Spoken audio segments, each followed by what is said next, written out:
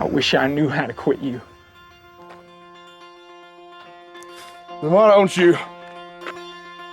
You're listening to Codependent Content, the podcast where we discuss the TV shows, movies, books, and video games in which we share an unhealthy relationship. Usted no me llame hijo que usted no es mi mamá.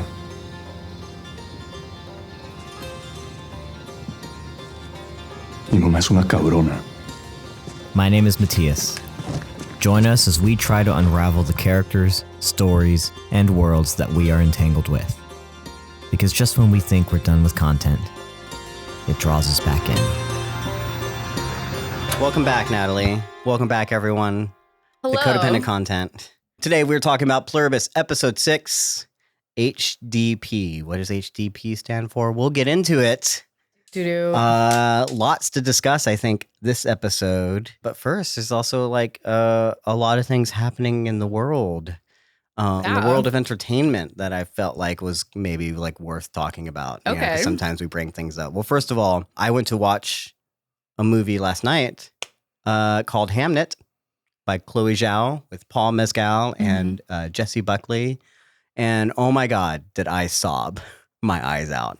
I was bawling by the end of it. Yeah. I kind of knew going into, I understood the premise. Mm-hmm. The premise was actually spoiled for me. I didn't know what the movie was about. And then I got spoiled by an interview on Stephen Colbert. And I was like, I have to go watch this movie. Yeah. I wish I'd gone in not knowing the premise. But having gone in knowing the premise, I expected myself to cry. Wasn't sure if it was going to happen. Yeah. I'm like, oh, how's this movie going? It is a little bit long. Okay. But I'm really enjoying the performances. I'm getting there. I was like, I haven't cried at all this entire movie. And then like literally within the last 2 minutes of the movie, I'm like bawling my eyes out. Something happens. Performances, it just all culminates in this one moment. Yeah. And it's so good. Okay. I think it's a great movie. Probably not going to be everyone's cup of tea, but I just had to shout that out. I think Paul Mescal is an actor for our generation. Should I say it? I said it in the car, but I think he's, for me, like Heath Ledger level. He's my favorite actor now after Heath Ledger. I think Paul Mescal now has managed to solidify him in that sense. What and then there's the big surprise for me though was this kid who plays the title character, Hamnet. His name is Jacoby Jupe, is the actor, or Jupe. I'm not exactly sure. Okay. But he's a revelation. He just comes out of nowhere. Child actor things can be hit or miss. I also don't know when giving child actors. I'm also kind of out on whether or not you should be giving child actors such raw material on some of these things. You know, I feel like maybe we shouldn't. That said, he does an amazing job. The way that he plays things just was not expecting. Right. And there's one particular scene that just blew me out of the water. That was the thing that when he came on to the scene and for the rest of the movie, like I was all in. He was just like so good. So be on the lookout for Hamnet and Jacoby Jupe. They do a really good job. I really loved Hamnet, and I think people will enjoy it. Please go watch it. Have you been watching anything that you want to shout out? I saw Zootopia 2, part 2. Yeah, it was better than the first one. Like I think it was better than the first one. Yeah, lots of universal themes. I think adults will also enjoy it very much. Like it's not just a kids movie. It's very funny. It's super, super funny. And yeah, I don't know. I don't want to spoil it, but anyway, yeah. I really loved it. I saw it last night. I cried. Oh, I did cry. And 10 out of 10. Look at us, two big babies crying in movies. Just crying. And I want to see Sentimental Value. I want to see Hamnet. I know I will cry. So I'm ready to cry. December's for crying. It's a good crying in a movie theater all alone.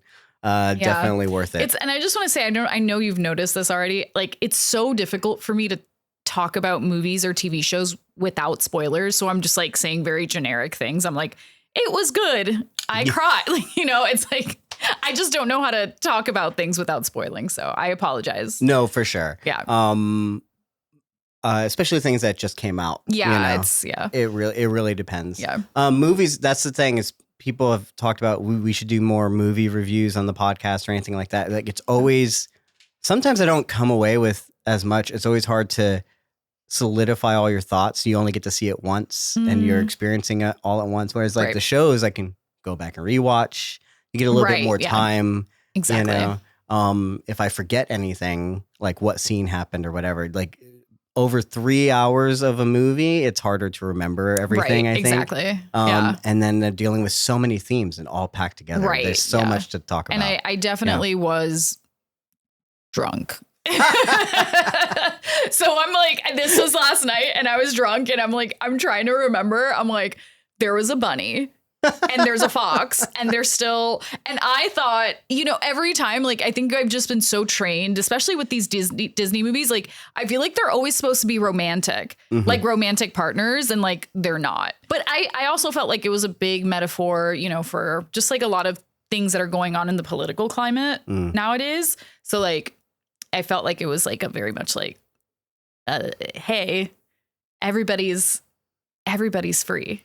Everybody should have the same opportunities and chances and not judge people. You know, those are like, it seemed, there's a very much based on the marketing, there's going to be the typical like, hey, don't judge a book by its cover, accepting people, you know, accepting people, all having all these divisions, you know, like are not good. And such. Exactly. But it sounds like it also like hits an emotional level for you as well. There's definitely an emotional, a very emotional scene between the two main characters, and they're essentially like the reasons why they can't be vulnerable with each other because of their past and how so it was very like it was very emotional. Well, the second piece of media that Jason Bateman has that involved a rabbit where he's managed to move. White rabbit, I don't know. I tried to connect it, but he's there. Here's some news. I felt like because we talked a little bit about this and we put a clip out there, so I felt like we might as well talk about it. It's the biggest news in I guess the industry right now. Netflix not officially or has officially made a bid and offered and is going to buy Warner Brothers, I guess, unless it gets blocked. Yeah. I guess there's still a possibility of this not going through. Yeah. But at the moment, it's happening. Yeah. Yeah. We talked a little bit about how Netflix, they do have a theater they bought. I did research. They do have 2 different theaters that they kind of own. I don't know how that works based on what we've been talking about.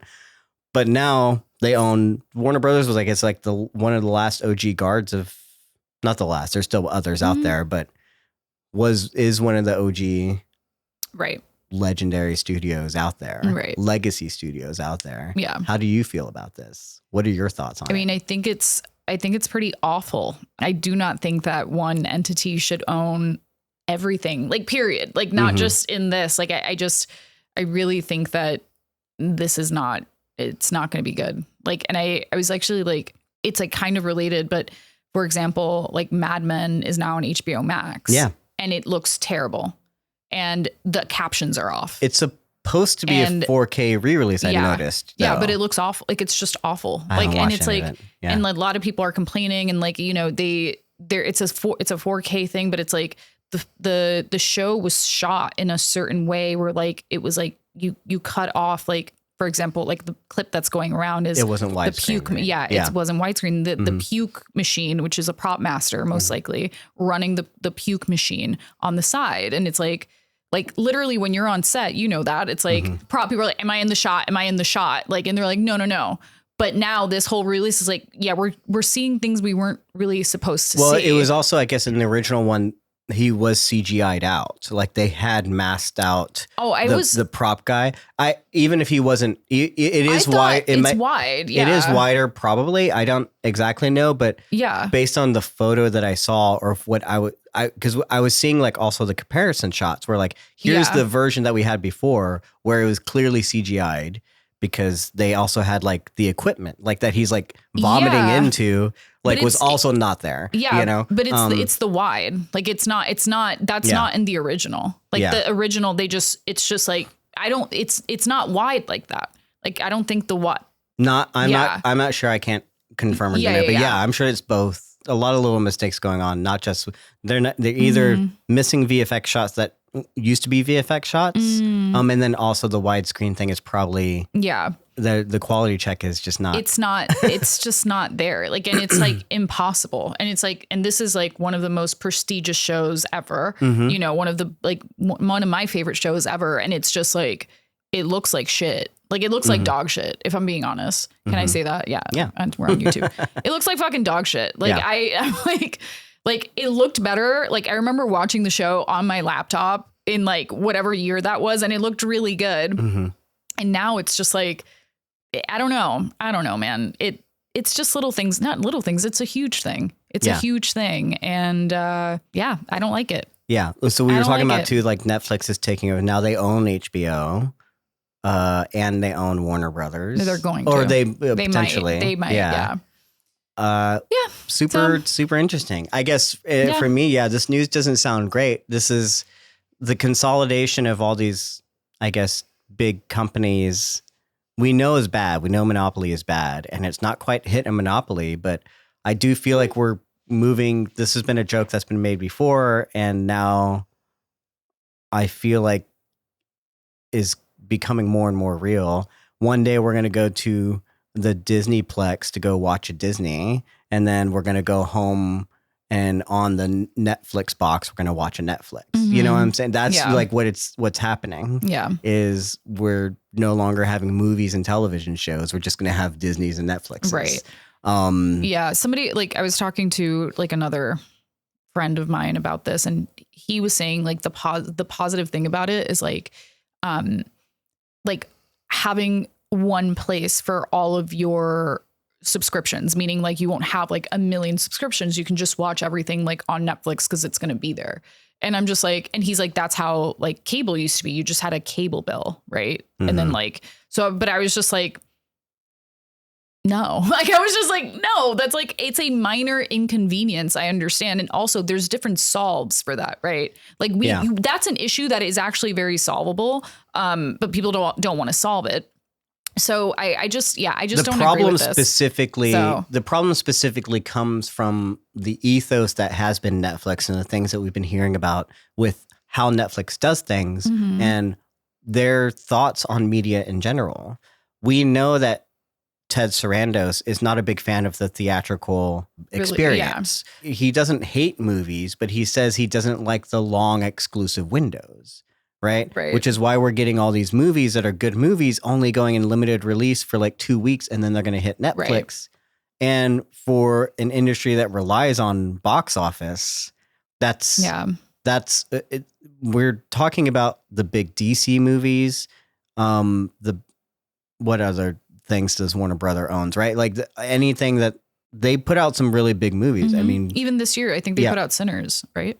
Yes. Yeah, I think so. So Sinners had such big legs, right? Like I couldn't get tickets to the IMAX for months because it was sold out. People were seeing it 2 or 3 times. I saw it 4 times. And when Netflix owns that, they're gonna be like, oh, great. Yeah, everyone went to see it, but they're still going to like pull it away.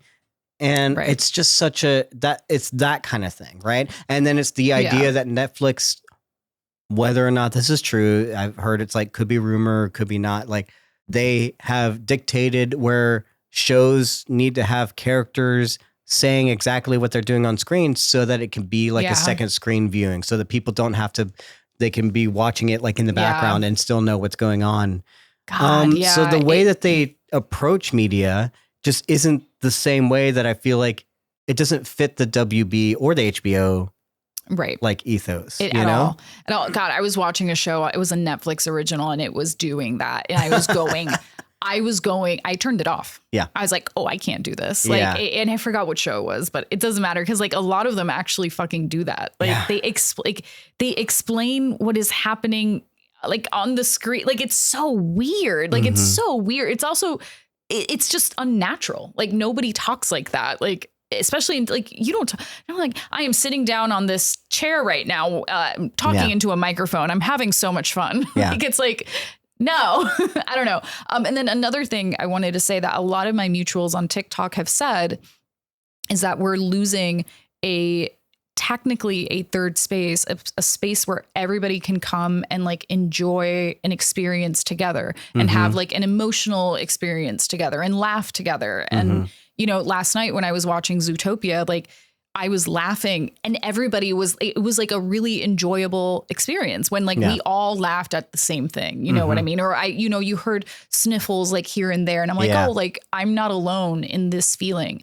And we are slowly like losing these spaces again. And I'm sure people felt this way, you know, back in the day with theater and even with silent films, you know, having again, these communal spaces. However, I mean, we're going through it again. Like 100 years ago, we went through this and now we're going through it again. And, unfortunately, we don't have a ton of third spaces. We don't have a ton of communal spaces. The majority of the United States doesn't. And so these spaces it's like one of the few things we all have that's like still, it's slightly affordable, you know, in some places it still is.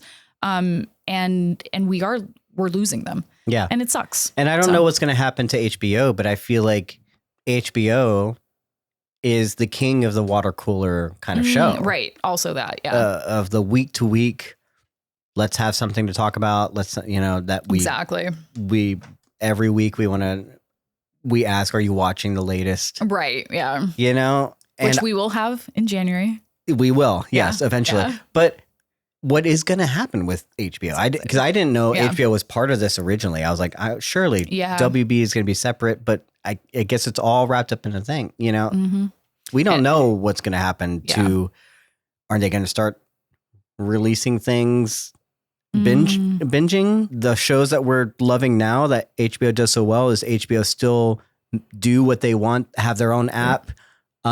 Will things like John Oliver, which I think is also one of the better, you know, talk show kind of things. And he's often been critical. I think someone was asking me yesterday, like, is John Oliver off right now? Because I want to know what his thoughts are on this whole thing, because he's often very critical on his owners, AT&T and whatever, you know, he's not afraid to say what he thinks. What happens to, you know, shows like that are critical of their owners. Right. when it does become part of the Netflix machine, you know, right. HBO will allow this sort of thing. I don't know what, because they're HBO, I guess. I don't know. So we don't really know what's going to happen with these things, but all roads don't lead to a great place. Yeah. Is what we're guessing, but I guess we'll see. Yeah. We'll see. We'll see what happens. I will say one of the things. We still have YouTube. Yeah. One of the things I was going to mention though is like Netflix will at times still put out good things. Like we talked about Train Dreams, me and you, I talked about Black Rabbit. One of my favorite shows of last year, Black Doves.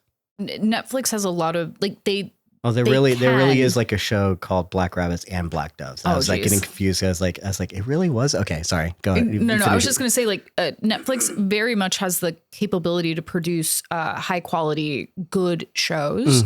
They do eventually cancel them though. And I that is the problem too, is that they're very quick to cancel. The cancel button, they're always hovering over it. Yeah. It's so one of my all-time favorite shows is called Dark. Yeah. And that was a co-production with Netflix and like some German company. It's a German show. And it's a great show. It's only 3 seasons. I think they planned it like that way. And I think that was like a part of the deal. But the same creators created a show called 1899. They canceled it that first season, which is insane because I think the numbers were pretty good. I don't know why, or maybe they weren't. Maybe that's why they canceled it. But the concept was so good.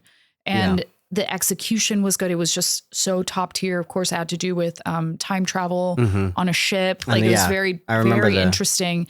And they canceled it. Like, and I couldn't believe it. Like I'm like, this is so quality. This is like HBO, honestly, if I'm being honest, like it's HBO quality and they canceled it. And it seems like when it's something outside of Netflix, you know, when a third party or a foreign entity will do something and they just release it or team up with Netflix, it'll if it does well, say like Squid Game, it wasn't a Netflix original, but then after it does well, then it becomes a Netflix original. And then as soon as it becomes a Netflix original, it becomes will this survive? Yeah, exactly. I thought that was at least a co-production. It wasn't? I think, I don't know. I don't know how Netflix acquires things, but a lot of the foreign stuff I assume was being made not with Netflix in mind, but got sold to. Oh, okay. I don't know that if Netflix is putting money into it, right? Or if it's just getting distributed after the fact. Oh, I see. Okay. That's something inside baseball stuff that I haven't done my research on. But I do find that a lot of the most successful things are not strictly Netflix originals, but things that might have been clearly made in a different country or something and might have already had some sort of production before it gets acquired by Netflix. Like Dark definitely, it definitely had like European vibes, like BBC, very like that type of quality. Like, you know, it kind of reminded me of Broadchurch a little bit, just in terms of quality. It's so good. Broadchurch is also really good. I don't know if you've seen it. I have not even heard of that one. Yeah. Oh, it's very, very good. It's like it's a procedural, but like not really. Yeah. I think it's a couple seasons. That's another thing that I love about like BBC or even European. Everything is a limited everything is like what it is supposed to be, which is a season or 6 episodes or 3, you know, Masterpiece Theater. Like they set an intention and they execute it and it's a wrap. It's not like, for example, like Big Little Lies, that was supposed to be a limited series, but because it was so popular, whatever, now it's like, you know, season 2, and it's like, guys, like, why don't we just tell the story and let it be? Like, you know what I mean? Like, yeah, same with Dark. 3 seasons, that's it. You know, well, franchises are king. IP is king, right? I know, yeah. They say clean air is king in Formula One. Is that IP is king? And speaking of Formula One, Lando Norris, world champion this morning. I also cried, and that's all I want to say about that. I'm so happy. So go Lando Norris, go crying. McLaren. I cried last night. I cried this morning. It's been a good day. We're crying. What was I going to say? I don't know if I should. Well, I guess Netflix, the good thing about Netflix is they put all their eggs in like certain baskets and then they acquire so many things that there are some diamonds in the rough that will come through. But they're also buying things that are very much and producing things that are very much this following like in the Hallmark and like Lifetime movie kind of area. Oh, yeah. Because they just want to make more stuff. They want to have more and more options for you to be like, if you watch this, you'll like these kind of things. Yeah. And they kind of do well because they don't want people to leave Netflix. That's how they're going to gain your attention. Again, sometimes you get some diamonds in the rough and then you get a whole bunch of just kind of schlock kind of things. Yeah. Beast in Me, I recently watched. It's very much in the vein of like supposed to be prestige, good actors, psychological thriller. Netflix original is a bigger kind of thing. But I also noticed, and maybe it's because I work on Lifetime movies. This is just a Lifetime movie on like a bigger scale. Right. It has a better cinematography and like better colorists and better things, but and a bigger budget and good actors. But I was like, this is just a Lifetime movie. Right. So I don't know. That's my thought on The Beast in Me. So I don't know. Every now and then you get some good stuff and then you get just, what is this? Right. So how will we feel? I don't know. That's our thoughts on the Netflix stuff. So that's that. We should go a little bit on to Pluribus. Oh yeah. And before we get into like the episode specific, I was curious. I texted you after. Sometimes I'll think about things I was like, we need to talk about. So I think last time we talked, I was driving home and I hit like the worst like traffic things. There was a whole, I don't know if the protest was going on downtown. There's like kids on bikes. Fireworks going off. There was like a game happening I was going to get some food and there was a game happening somewhere. And I was like, okay, there's like traffic everywhere. I just did not make it home for like ever. And I'm, when you get stuck in traffic, you start I think everyone kind of does. Everyone thinks they're a good driver. Yeah. Everyone thinks they're amazing and Yeah. everyone else is wrong. And you have to recognize that you're not special. And I try to remind myself that every time whenever I'm like, yeah. But I was just thinking about like, oh, this is Carol. This is Carol, and everyone else right now on the road is the hive mind. Right? It's because they're the other. Everyone's as like they're all bad. They're all doing the same things. You know how like I know specifically some people can relate to this. Like every time I get cut off, it's a Tesla. So it's the Tesla owners are all the same. You know, and for me it's BMW. Yeah. It's for me always it's a BMW. Yeah. So I just found that interesting in the way that we talk about the hive mind, the way that we talk about Carol.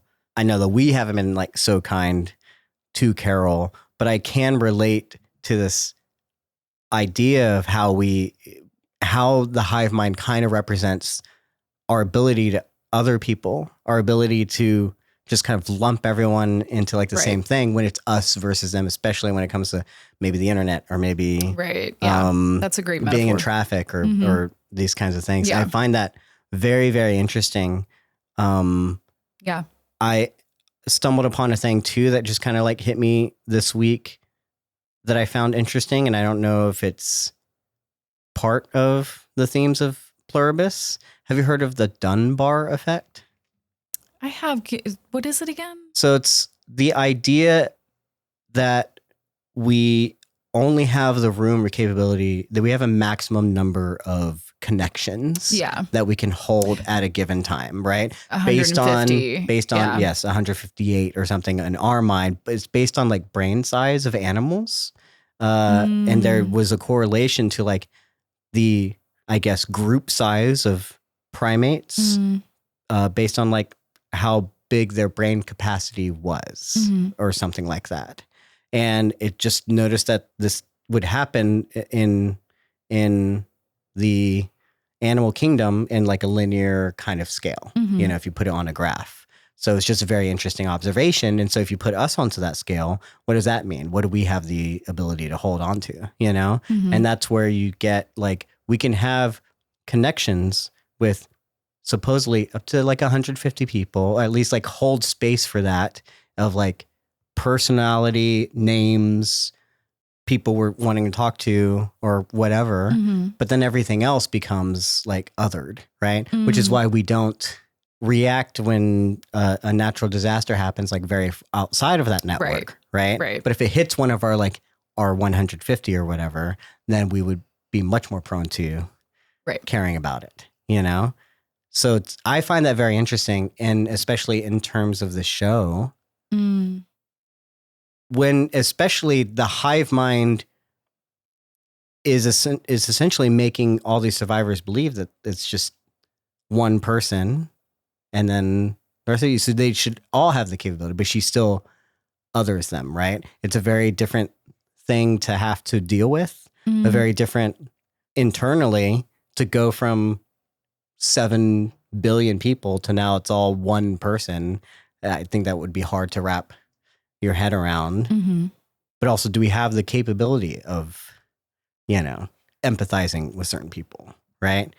Which I think is empathy is a big part of the theme of the show. You know, how do we not other things? If we can see the hive mind as a singular person, can we learn to empathize with this one person? Things like that. I don't know. So I don't know. I was just thinking a lot about that kind of stuff. Any thoughts come to mind that you want to add or subtract now? I mean, it is very interesting. Yeah. She definitely cannot see them as a single entity. And she has said that multiple times. And so, yeah, I don't know. She wants nothing to do with 7 billion people. Right? Like, but then that just makes her alone. That just makes her completely alone. And like you said, like, oh, you can have 150 connections, but like she has 0 connections. She has nothing. She has like that one connection that she sees as an enemy and so much bigger than it is. So it's like, I just see all of this, everything that you're saying. It's just like a very isolating experience for her. So yeah, that's like thoughts on that. But yeah, I'd never thought of the Dunbar effect on her or that in general. And then just also even what does it mean when you just lose all those connections? Yeah. You know, so yeah. I just always like to, when we're talking about a show and going over the themes, I always like to try and figure out like, how do I apply what we're talking about into like my life, Yeah.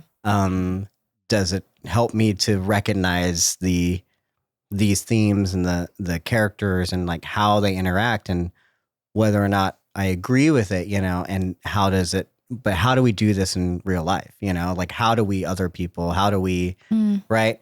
And it's very much what, for me helps me to like, reanalyze, like, am I, doing things right or wrong, or, do I need to change anything, that kind of stuff, Yeah. and, also what do we have the capability of doing, Right. So yeah, I find all of that like just super fascinating. On a personal note, I've been, I'd say like the last couple of weeks, I've been very, very social and talking to people, and it's very, like, I will say it's very overwhelming. Like I have like today, I have 4 people, not including you, that want to spend time with me, like hours with me. and to me, that feels like 150 people. Like, that feels like a lot, but it is what you're saying. It's like, am I pushing people away? Am I isolating myself? Are they like, it's, why do I want to isolate myself? Like, why do I just want to be alone and not talk to anyone? Yeah. But I'm giving Carol a little bit. Well, it's also things sense. about like, so as we're creators, and so the network expands nowadays on social media. Like we have way more than 150 kind of connections. We might not be able to hold space. And so which ones are we neglecting when we're like rotating through those things? Are we even supposed to?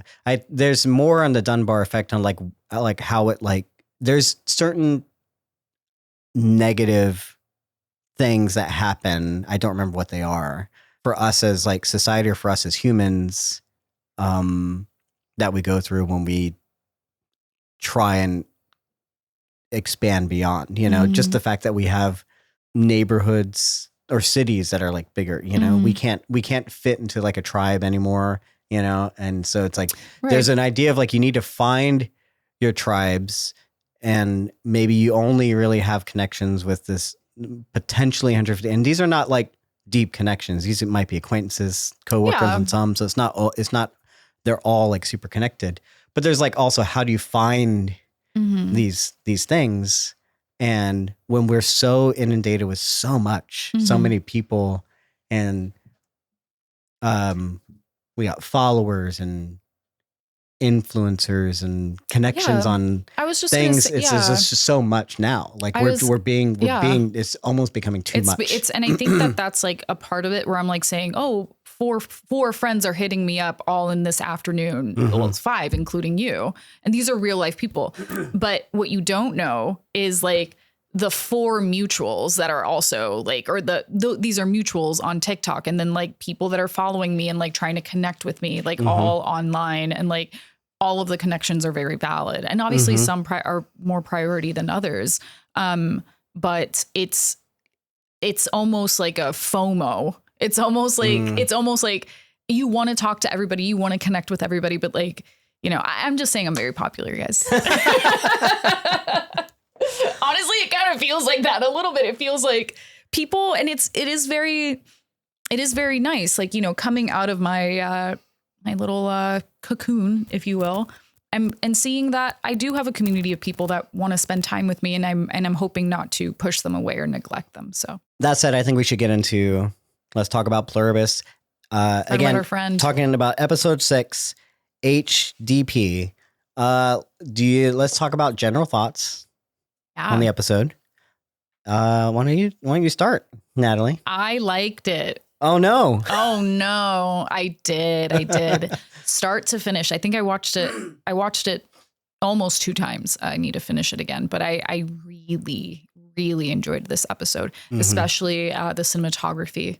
Dear God, I was telling you earlier that I wish it was in a movie theater. I wish I saw that in a movie theater. I don't know if they shoot on film. I don't think that they do. This looks digital. Yeah, but it is. I will say, Breaking Bad, I'm pretty sure was on film. I think Better Call Saul. If not film, they definitely had a filmic graininess to it. Yeah. I was thinking. So it could have been digital. Yeah. And I was thinking, like, I think that A24 comes out with like film, like books of their films. Like, yes, they do. I think that this show and Apple TV should really get on that, because even with Severance, same thing. It's beautiful, but this episode particularly, I'm like, there is a shot at the end where I just want that framed. Like, I want that in my home, like just framed. It was so beautiful because it, like Mr. Diabaté, the Mr. Diabaté standing at the window, framing framing himself on and oh my god, yes, also that, also that was wonderful. But no, just the general thought is the cinematography was on point, and I'll get into a couple of shots when we talk about specifics. But loved it. 10 out of 10. Absolutely. What about you? I think this is my favorite episode so far. Same. Right. There were moments where I just laughed out loud. We're getting some really good deep into the hive mind stuff. Oh yeah. And as well as like some really big character things, Yeah. The 3 characters we kind of got had really good moments. Right. Which, so I felt like was like, hey, we're really getting somewhere. Yeah. So I really, really enjoyed it. And we got a cameo that just made me guffaw. Like, if you could have heard the sound that came out of my mouth, I was so excited. I'm glad we're getting celebrity cameos now. Now I want to see more. I have some theories on like maybe what we'll see. Yeah. But yeah, I think it's about time. Yeah. And then also I'm so glad. So yeah, one of my favorite episodes so far. We're getting some really good stuff. But yeah, I think I just want to get into like deep dives so I can talk details or whatever. So again, spoiler alert, if you haven't seen the episode for whatever reason, and you've joined us this far and you're like, oh, new podcast, or what are these guys talking about? This is we're talking about episode 6. We've already talked about a lot of episodes of Pluribus. And if you haven't been watching Pluribus, you should go back and watch those, then watch those podcasts, and then come back here.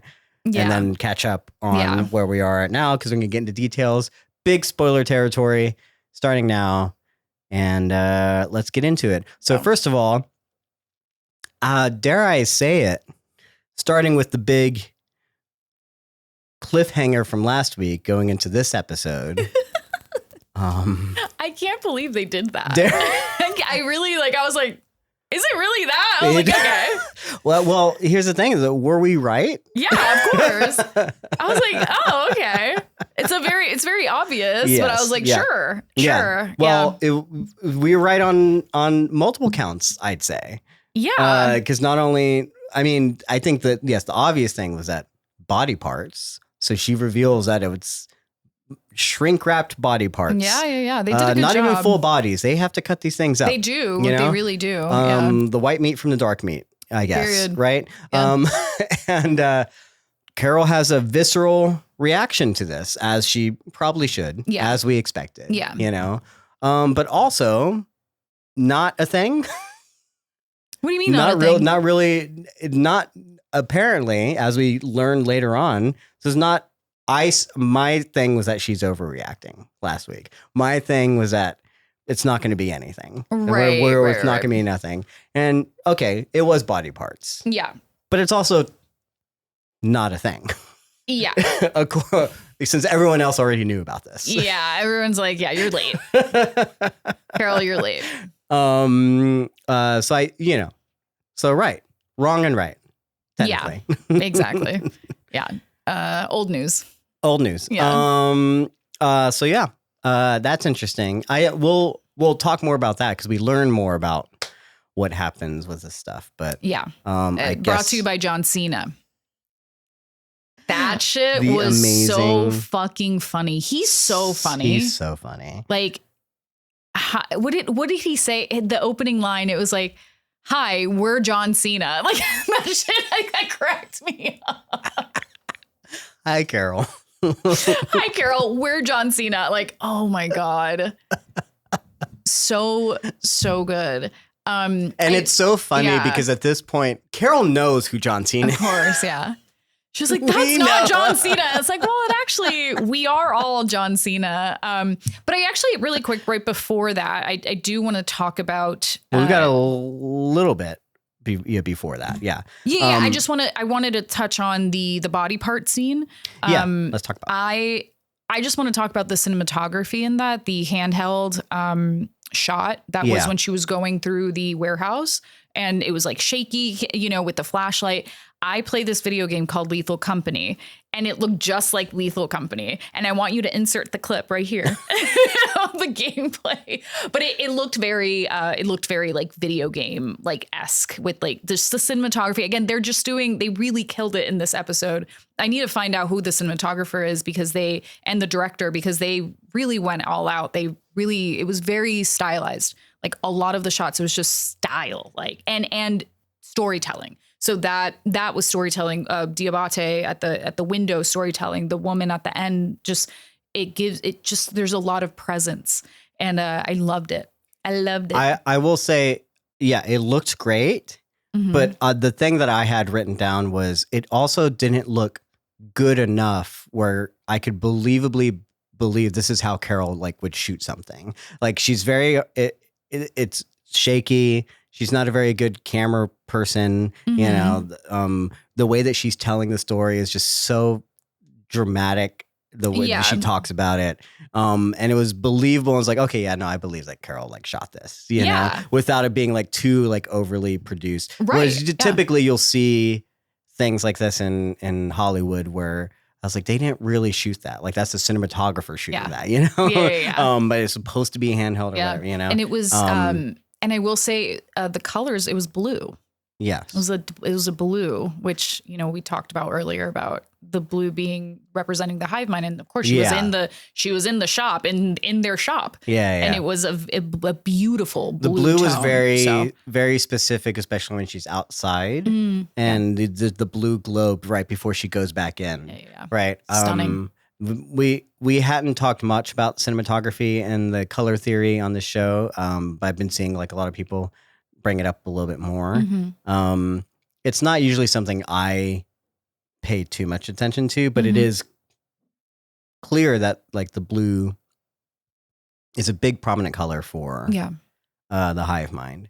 Yellow is a prominent color for, it seems to be Carol. Yellow or these warmer hues, right? So there's a difference. There's like a juxtaposition there. Yellow being a big, also someone pointed out the color of the marketing is really interesting, right? I find it interesting because like the big like yellow blue color thing that I can remember was like a blue dumpster with like a yellow top on it, you know? Her being surrounded by blue when she's in that dumpster too from the last episode before was very, very interesting.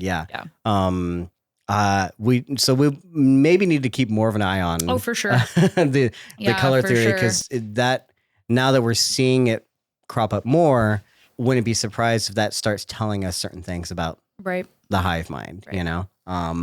If another character starts wearing blue that wasn't previously part of the hive mind, what does that mean? You know, whose side are they on? Whatever, right?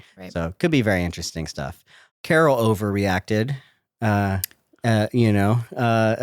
was so dramatic, I would say, is what I wrote down. So dramatic in the opening. And we have another type of drama that happens after the opening in introducing Diabaté, Koumba Diabaté. Yes.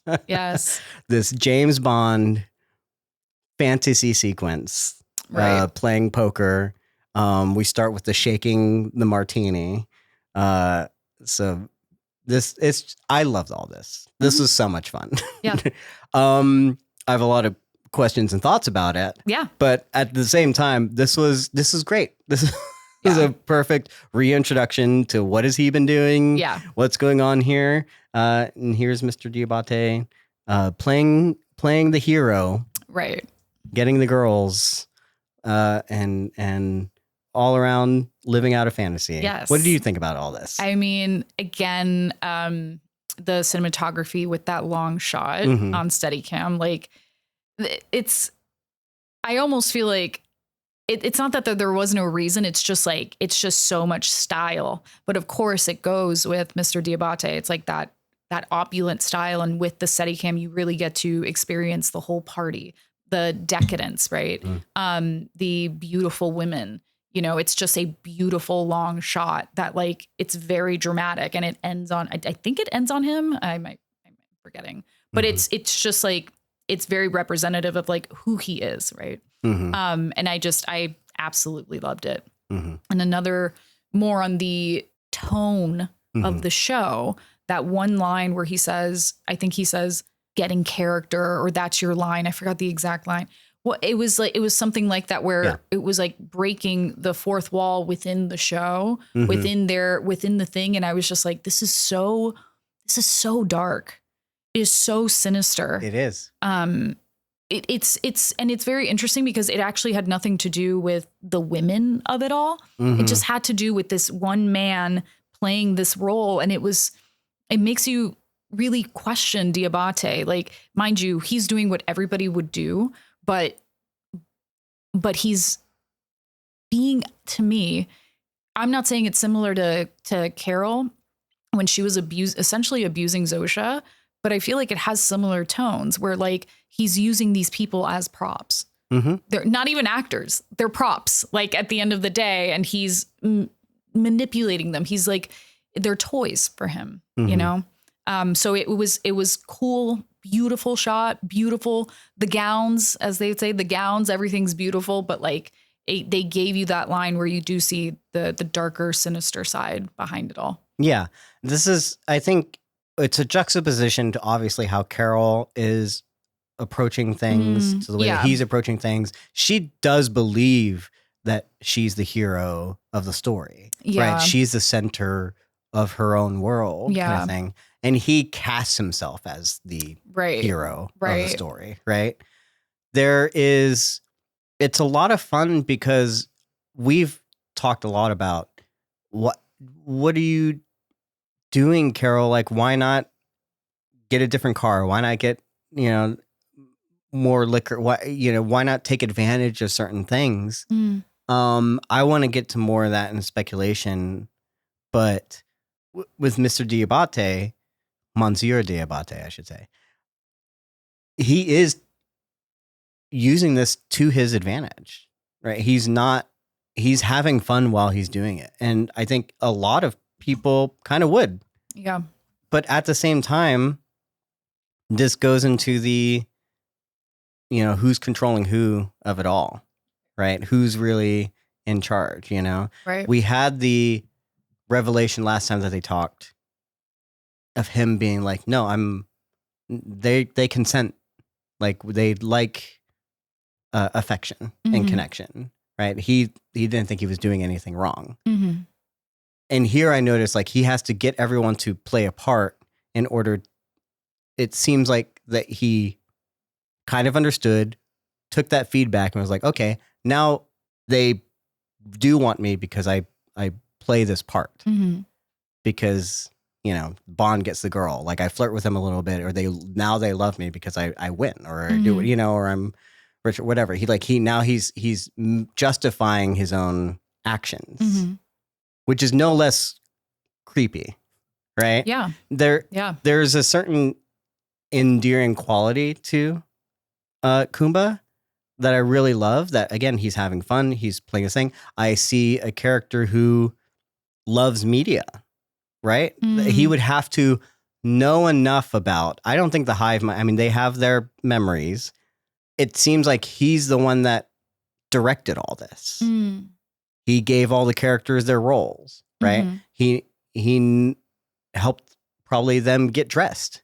And he's like, oh, you have to have an eye patch. There's a person who loves Bond movies so much that he knows enough about them. There's a person that probably loves media. He loves this like fame that he's getting, and he recognizes it, and he understands it enough. And I think he's a fan, I think, first, who's coming from, like, now, like, why can't I have fun? Like, they can play play these parts. But then there's also that, like you said, this kind of evil undertone of we don't know how much they consent to this.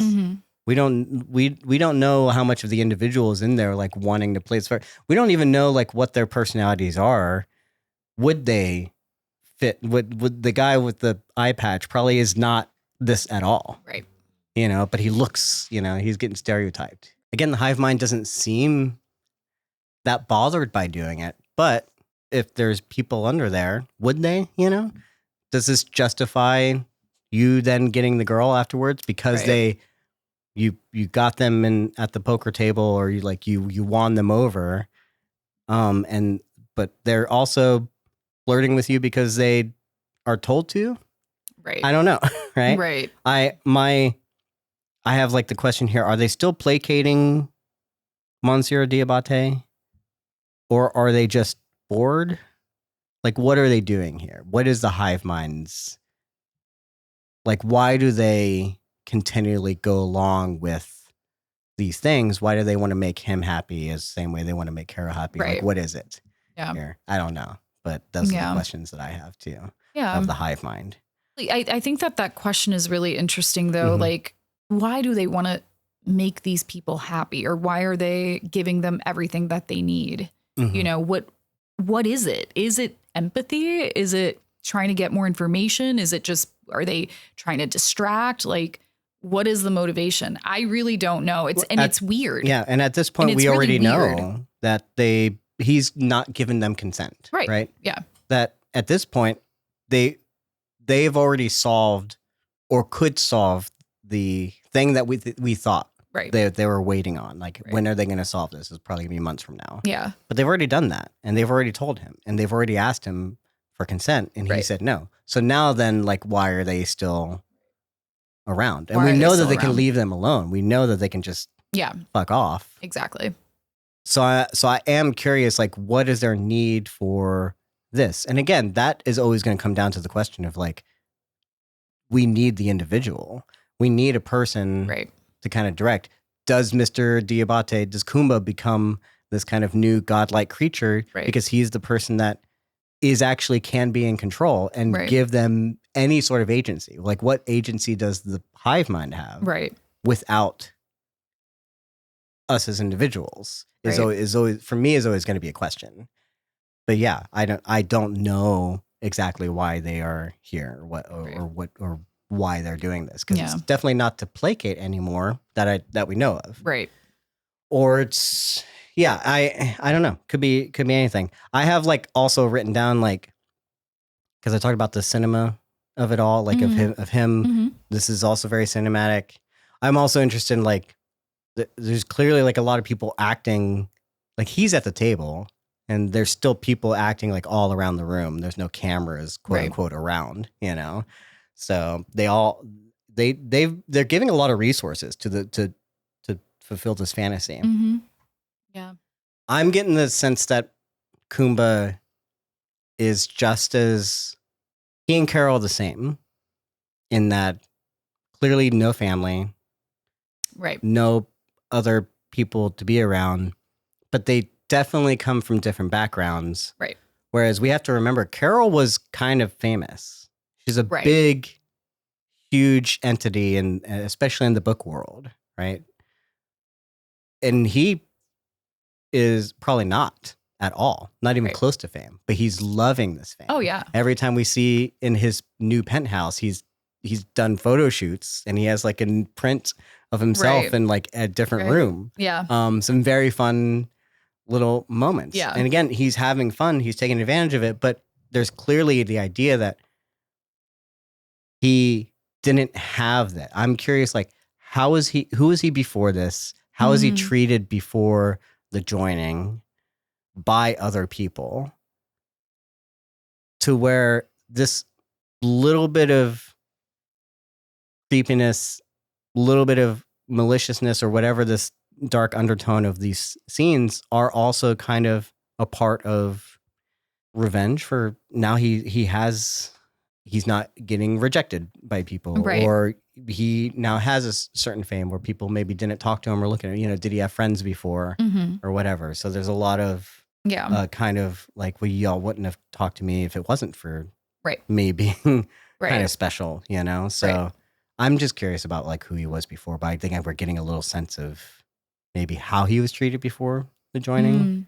And also how much he and Carol are kind of the same. Yeah. But obviously their background and where they come from is like very, very different, which is why they react to this the way that they have. Yeah. Any things that came up from that? Any thoughts on like who Koumba was? You know, no, I didn't even give it a thought. I don't know why, because I typically do. I love characters more than anything. I think that's why I'm always talking about Carol. I love her. I hate her, but I do like how boldly that character is written. But for some reason, I don't see myself asking about Diabaté or any of the other 12, except for the man from Paraguay, which we need to remember his name. Diabaté just feels like he's serving a purpose for Carol. I don't necessarily want to know his backstory, because whatever it is, I feel like I kind of already know it. If he's acting this way, if he's choosing to, he's just somebody that never had that and always fantasized about that. So my imagination isn't like running towards that for some reason, but the man from Paraguay, yes. And that's the one I want to know more about. I want to know childhood, romantic partnerships, the mom. That's who I want the tea from. So I guess the thing, if my theory is still correct about we're getting these ideas of these characters, this might be more speculation corner stuff, but the reason I guess I bring it up and the reason I think about it is because I'm thinking about still this new God theory. Like, who do these people become when this doesn't get reversed, right? Because we supposedly will have seasons of a hive mind, and you know, and so a person who has a background who doesn't want the hive mind to go back, because then things will go back to not the way that he wants, then becomes a probably more evil character, you know? I think I like him now, but I can see a corruption that could start happening with this character that won't be so good for our other characters. I could see that. And it has to come from like a background thing, right? It has to come from like who he was treated, because you wouldn't want the world to return. Yeah, and I can see that, like, even him and everybody else not wanting Carol around, pushing her away, like voting for her to not be around other people like her. So yeah, I can definitely see that the others turning against each other. Good versus evil, but the show is not that black and white, because Carol can be seen as evil. I mean, whatever Diabaté is doing, the Hive is cool with it, but what Carol did, Hive was not cool with it.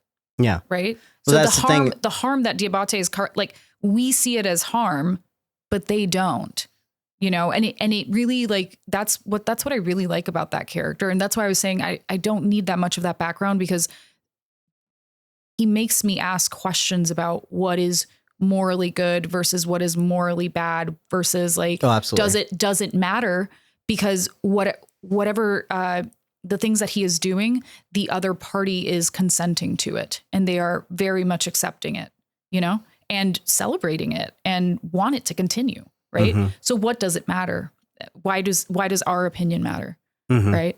Whereas Carol did harm, and that went against their consent. You know what I mean? She absolutely did not do any consent. Like, you know what I mean? It's malicious. It was evil. It was a lie. Like, they lie, you know, and she almost killed someone.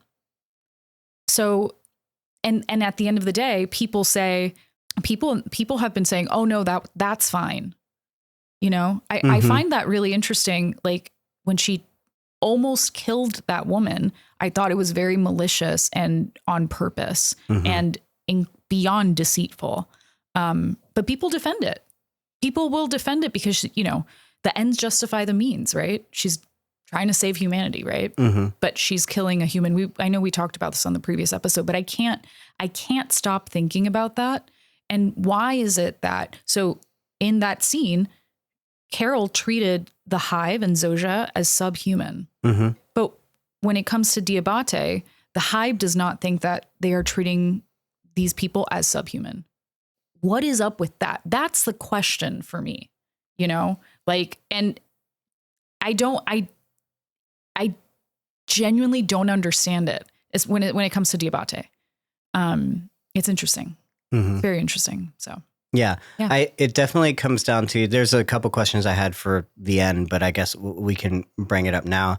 It's definitely like I'm seeing, especially online, like there's a difference in how we like view the Hive. A lot of people are viewing the Hive as still this, that they're being controlled by something, right? That this is like an alien entity that like invaded. Yeah. And this is my own opinion or my own theory, not to, because I know you still want to see aliens, right? I always like do. You still think there might be like a higher power or a thing. Yeah. But the other option for me is that what if there is no controlling thing? What if there is no alien factor? Right.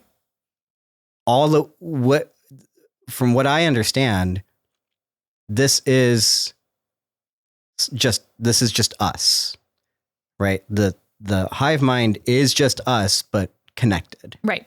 We created this thing. Aliens didn't invade. We need to stop thinking about it as like an invasion. We created it. Yeah. We just got the recipe. Yeah. I don't think we're connected to whatever that old thing was, whatever that message was. Whoever sent that message, I think they're long gone and dead. We're not connected to that. Yeah. I think that it's not like it came here and like infected all of us. It's like we created the infection. Yeah. It's the same way that they need stem cells, we find out, to infect our current group individually and tailor it to them. We have tailored it to the majority of the human race already. Like this virus is specifically for us, right?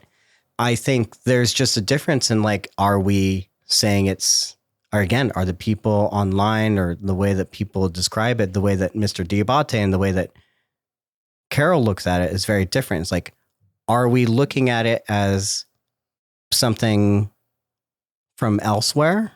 Or are we looking at it as like, it is just us? It is just us. Is this the new way of doing things? Yeah. And we have to ask, is this reversible? Right. Just because Carol says it's reversible, we don't know that. Right. I will say her actions do show a person that believes there's a possibility that humans are still under there. Humans are still capable of coming back. That's why she doesn't go and take things that are not hers. That's why she doesn't, she'll take this car, but she's using like a very specific car that is a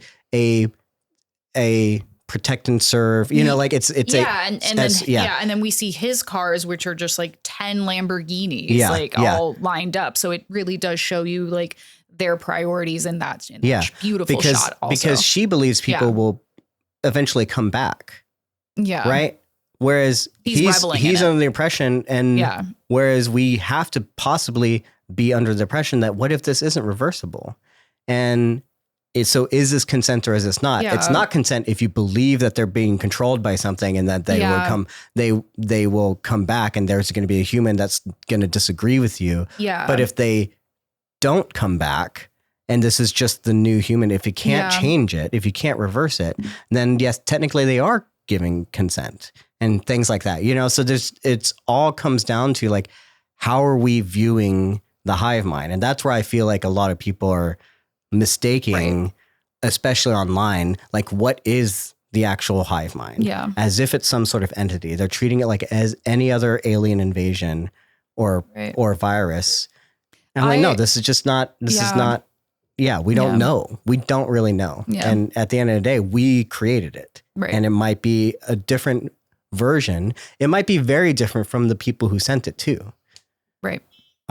This might not be. Yeah. Yeah. Yeah.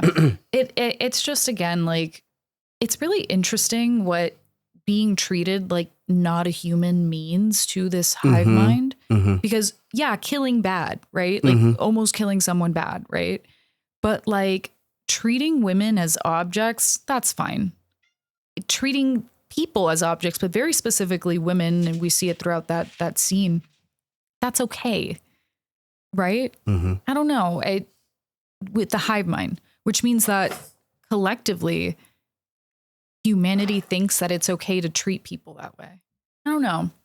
It's weird. It's the rules are not what I thought that they would be, you know?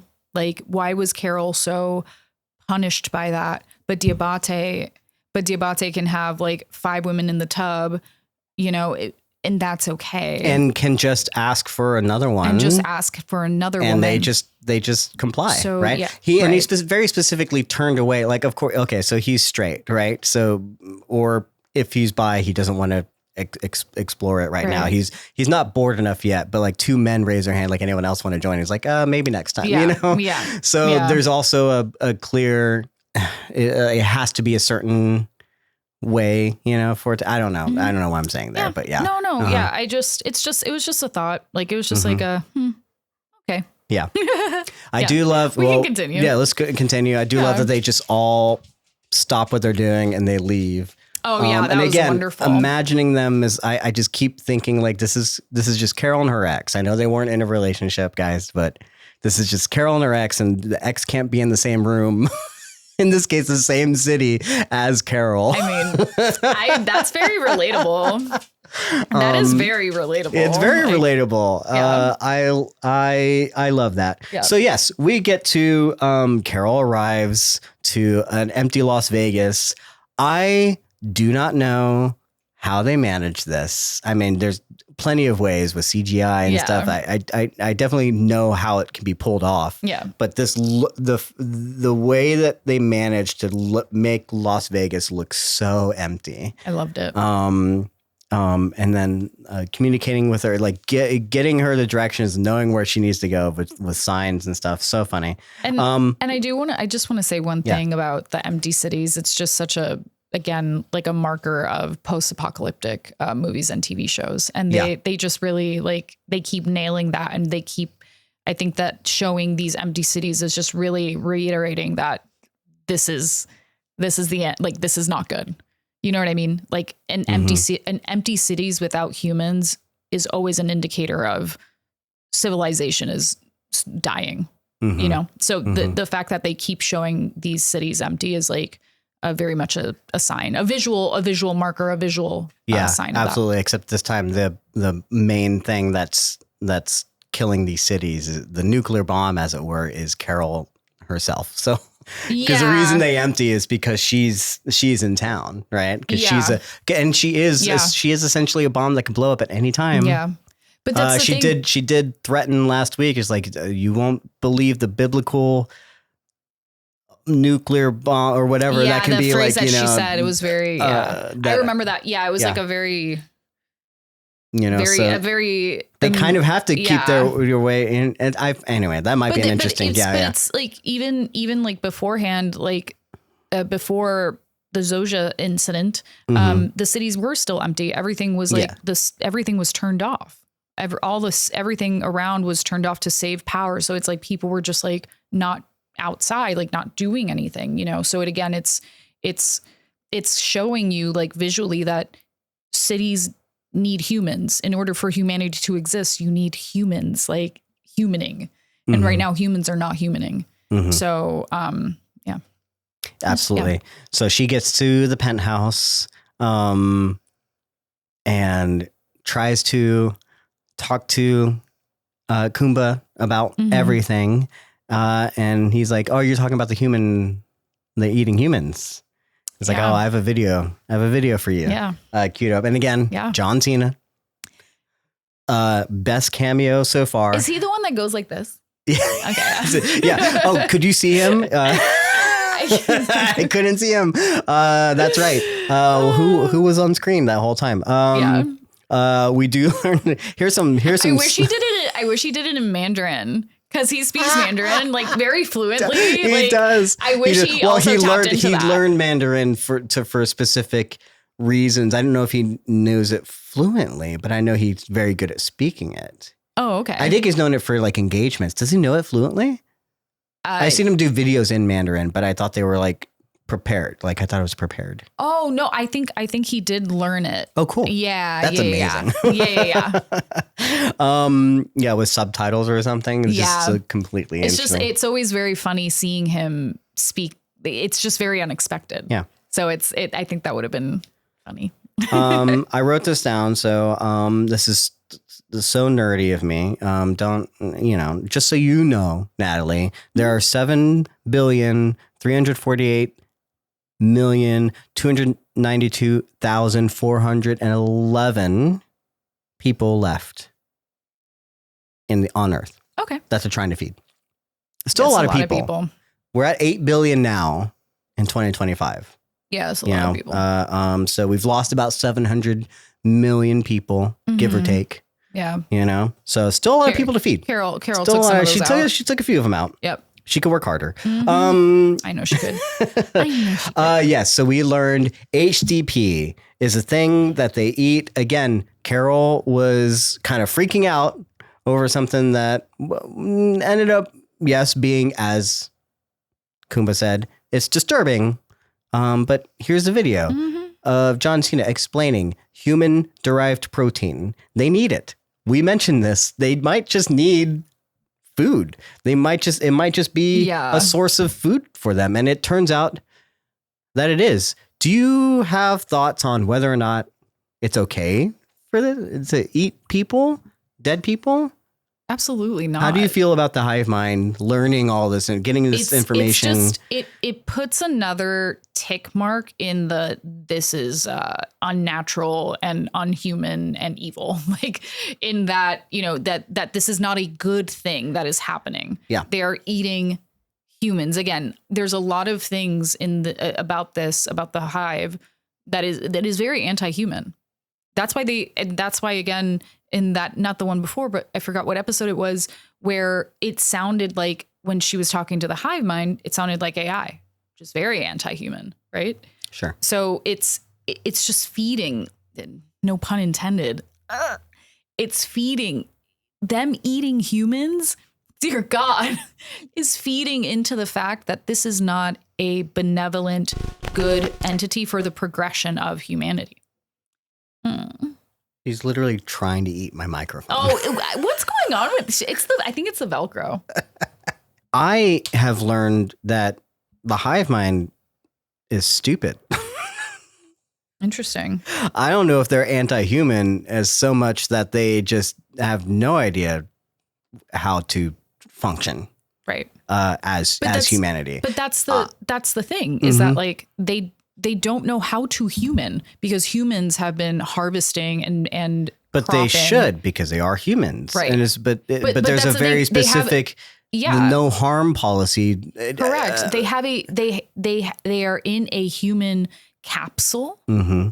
The practice of being human, they do not agree with. So agriculture, civilization, right? Third spaces, they don't agree with that. They don't agree with picking a apple from a tree when we've been doing that since before agriculture, since before farming. They don't want to farm. They don't want to pick things from a tree. The way that they want to quote unquote, actually, they don't even want to be humans like in early civilization where we would kill each other because it was very tribal, so they don't want to do that either, which points to me that it is this thing is very much not human, and they are trying to work around their framework within the human capsule. So yes, that's a good clip. Sure. No, absolutely. I find that they need more help than we give them. Oh yeah. Credit for. Totally. Again, speculation corner stuff kind of coming a little forward. I wrote down that we need to recognize like this is the hive mind showing us like who they are. And I think people keep viewing the hive mind as malicious or the bad, like the evil thing. I'm like, I don't know that they're malicious. I think they need help. I don't know that we can reverse them and bring humanity back, but also I don't know that they're deliberately like doing these things on purpose. This is just how the virus works. Right. A virus, as we said before, only exists to like spread itself. It survives long enough to spread itself. And I think that's literally it. Its only goal is to survive. And in order to survive, this is they can use the human body to and the memories and stuff to do certain things like make their protein and that kind of stuff. But survive only goes so far. We also learned from Koumba that they have discovered that within a decade, half of them will be dead, or they'll all be starving. Right. A mass extinction event, essentially. Which leads me to believe that alien life, if there was an alien life, they no longer exist. Because we don't know if individuals existed as well that were not affected on those planets. It feels like that they sent this message out, and that was their way to survive, for this virus to survive. Right. In the same way that we're going to need to do that. The only reason we want to get all the individuals is because it needs to spread, it needs to get everything, and then it needs to continue moving forward. Right. But that's not malicious. Yes, it's not great for humanity.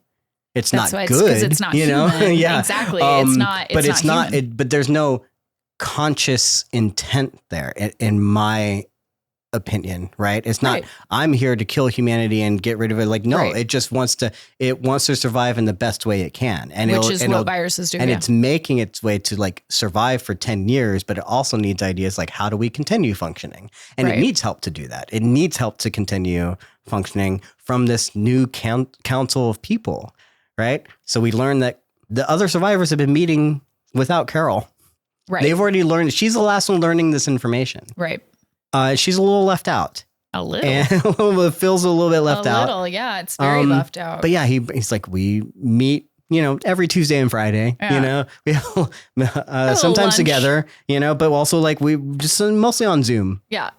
And this is all 11. This isn't just the English speakers or anything. They've included everyone, which includes the hive mind as well. The hive mind is working with them. Right. They do need help. Right. And they need these individuals in some way. Yes, they want them to join because that's what the virus wants, but they also need help. They can't, I don't think they can survive without these individuals, but they also don't know, they don't know how to not try and get the hive to join, to get them to join. Anyway, there's a whole lot of things I'm learning about that. It's just very interesting about the hive mind, or the things that I'm taking from it. I guess any thoughts on that before I continue with my notes? No. It's very interesting that you say that. Yes, they do need the 12 or the 13. They do need the 13, but logistically, I don't know how that would work because the amount of actual physical labor that you would need in order to quite literally save humanity when it comes to starvation, it's not going to be 13 people. You need millions of people working in order to save humanity. But then you have these like weird set of rules that they can't break. Yeah. Again, like logistically, I'm like, you're right. Like they do need them, but it's like, how will they ever execute? Yeah, that's where my mind went. It's a programming problem. Yeah. Right. Like their programming tells them we need the, help and but we also need you to join. And that contradicts with, and then we also need sustenance, but we can't go against our programming of it. Like there's just so, why can't you just pick a fucking apple is what she says, they would have to create all the robots and that's a whole problem, I guess. The robot. It's really interesting. I guess I only bring it up to say is like, we have to, what are they showing us where they tell us? I do believe it could be unreliable. They could be lying to us all the time. but I have not yet seen proof of malicious intent. I have not seen proof of even like a sentience behind it all, right? I don't know how sentient they are beyond being our sentient bodies, right? And that's the difference. So if in that case, where always it's going to come down to, well, then the only ones that have actual agency, actual sentience, actual possible malicious intent is going to come from the other humans, the individuals, right? And how they want the world to be shaped now because they have that ability, you know? If the virus has the ability to side with a person that's giving them survival, like an answer to their problem, they can continue surviving and not have starvation or whatever, would they then go with that person? Would they side with that person or whatever? And what does that person want? And I don't know. Again, this is just what I'm seeing, how things might possibly be shaping up. But like in this scene, we get like a very small scale individual like moment of Koumba revealing, we have been meeting without you, Carol. We've actually been talking a lot. We already knew all this information. You sent us the videos, but we already had it all. Right. They believed you would be disruptive. I don't believe him. I believe they used a different word. I believe Koumba is very, very good at delivering the information. Yeah. I think he's a very empathetic human being that is able to speak to Carol in a way that she'll understand and take this information without overreacting, which I think is a really great character trait. You know, he's being an actually really good friend here. Yeah. You know, but in no way did they say like, yeah, she's going to be disruptive. No, they used much harsher language. Yeah. They took a vote. He's like, it wasn't unanimous. I'm sure they was mostly unanimous. Yeah, for sure. For sure.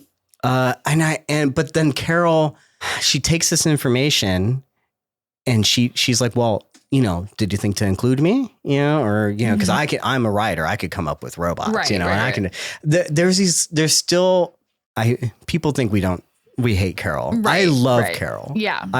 I fucking love Carol, but she still does this thing where she's still getting in these like little bit of jabs, little bit of barbs, you know? Oh yeah. Like, oh, you guys definitely didn't talk about this because y'all got rid of that idea when I brought it up. Right.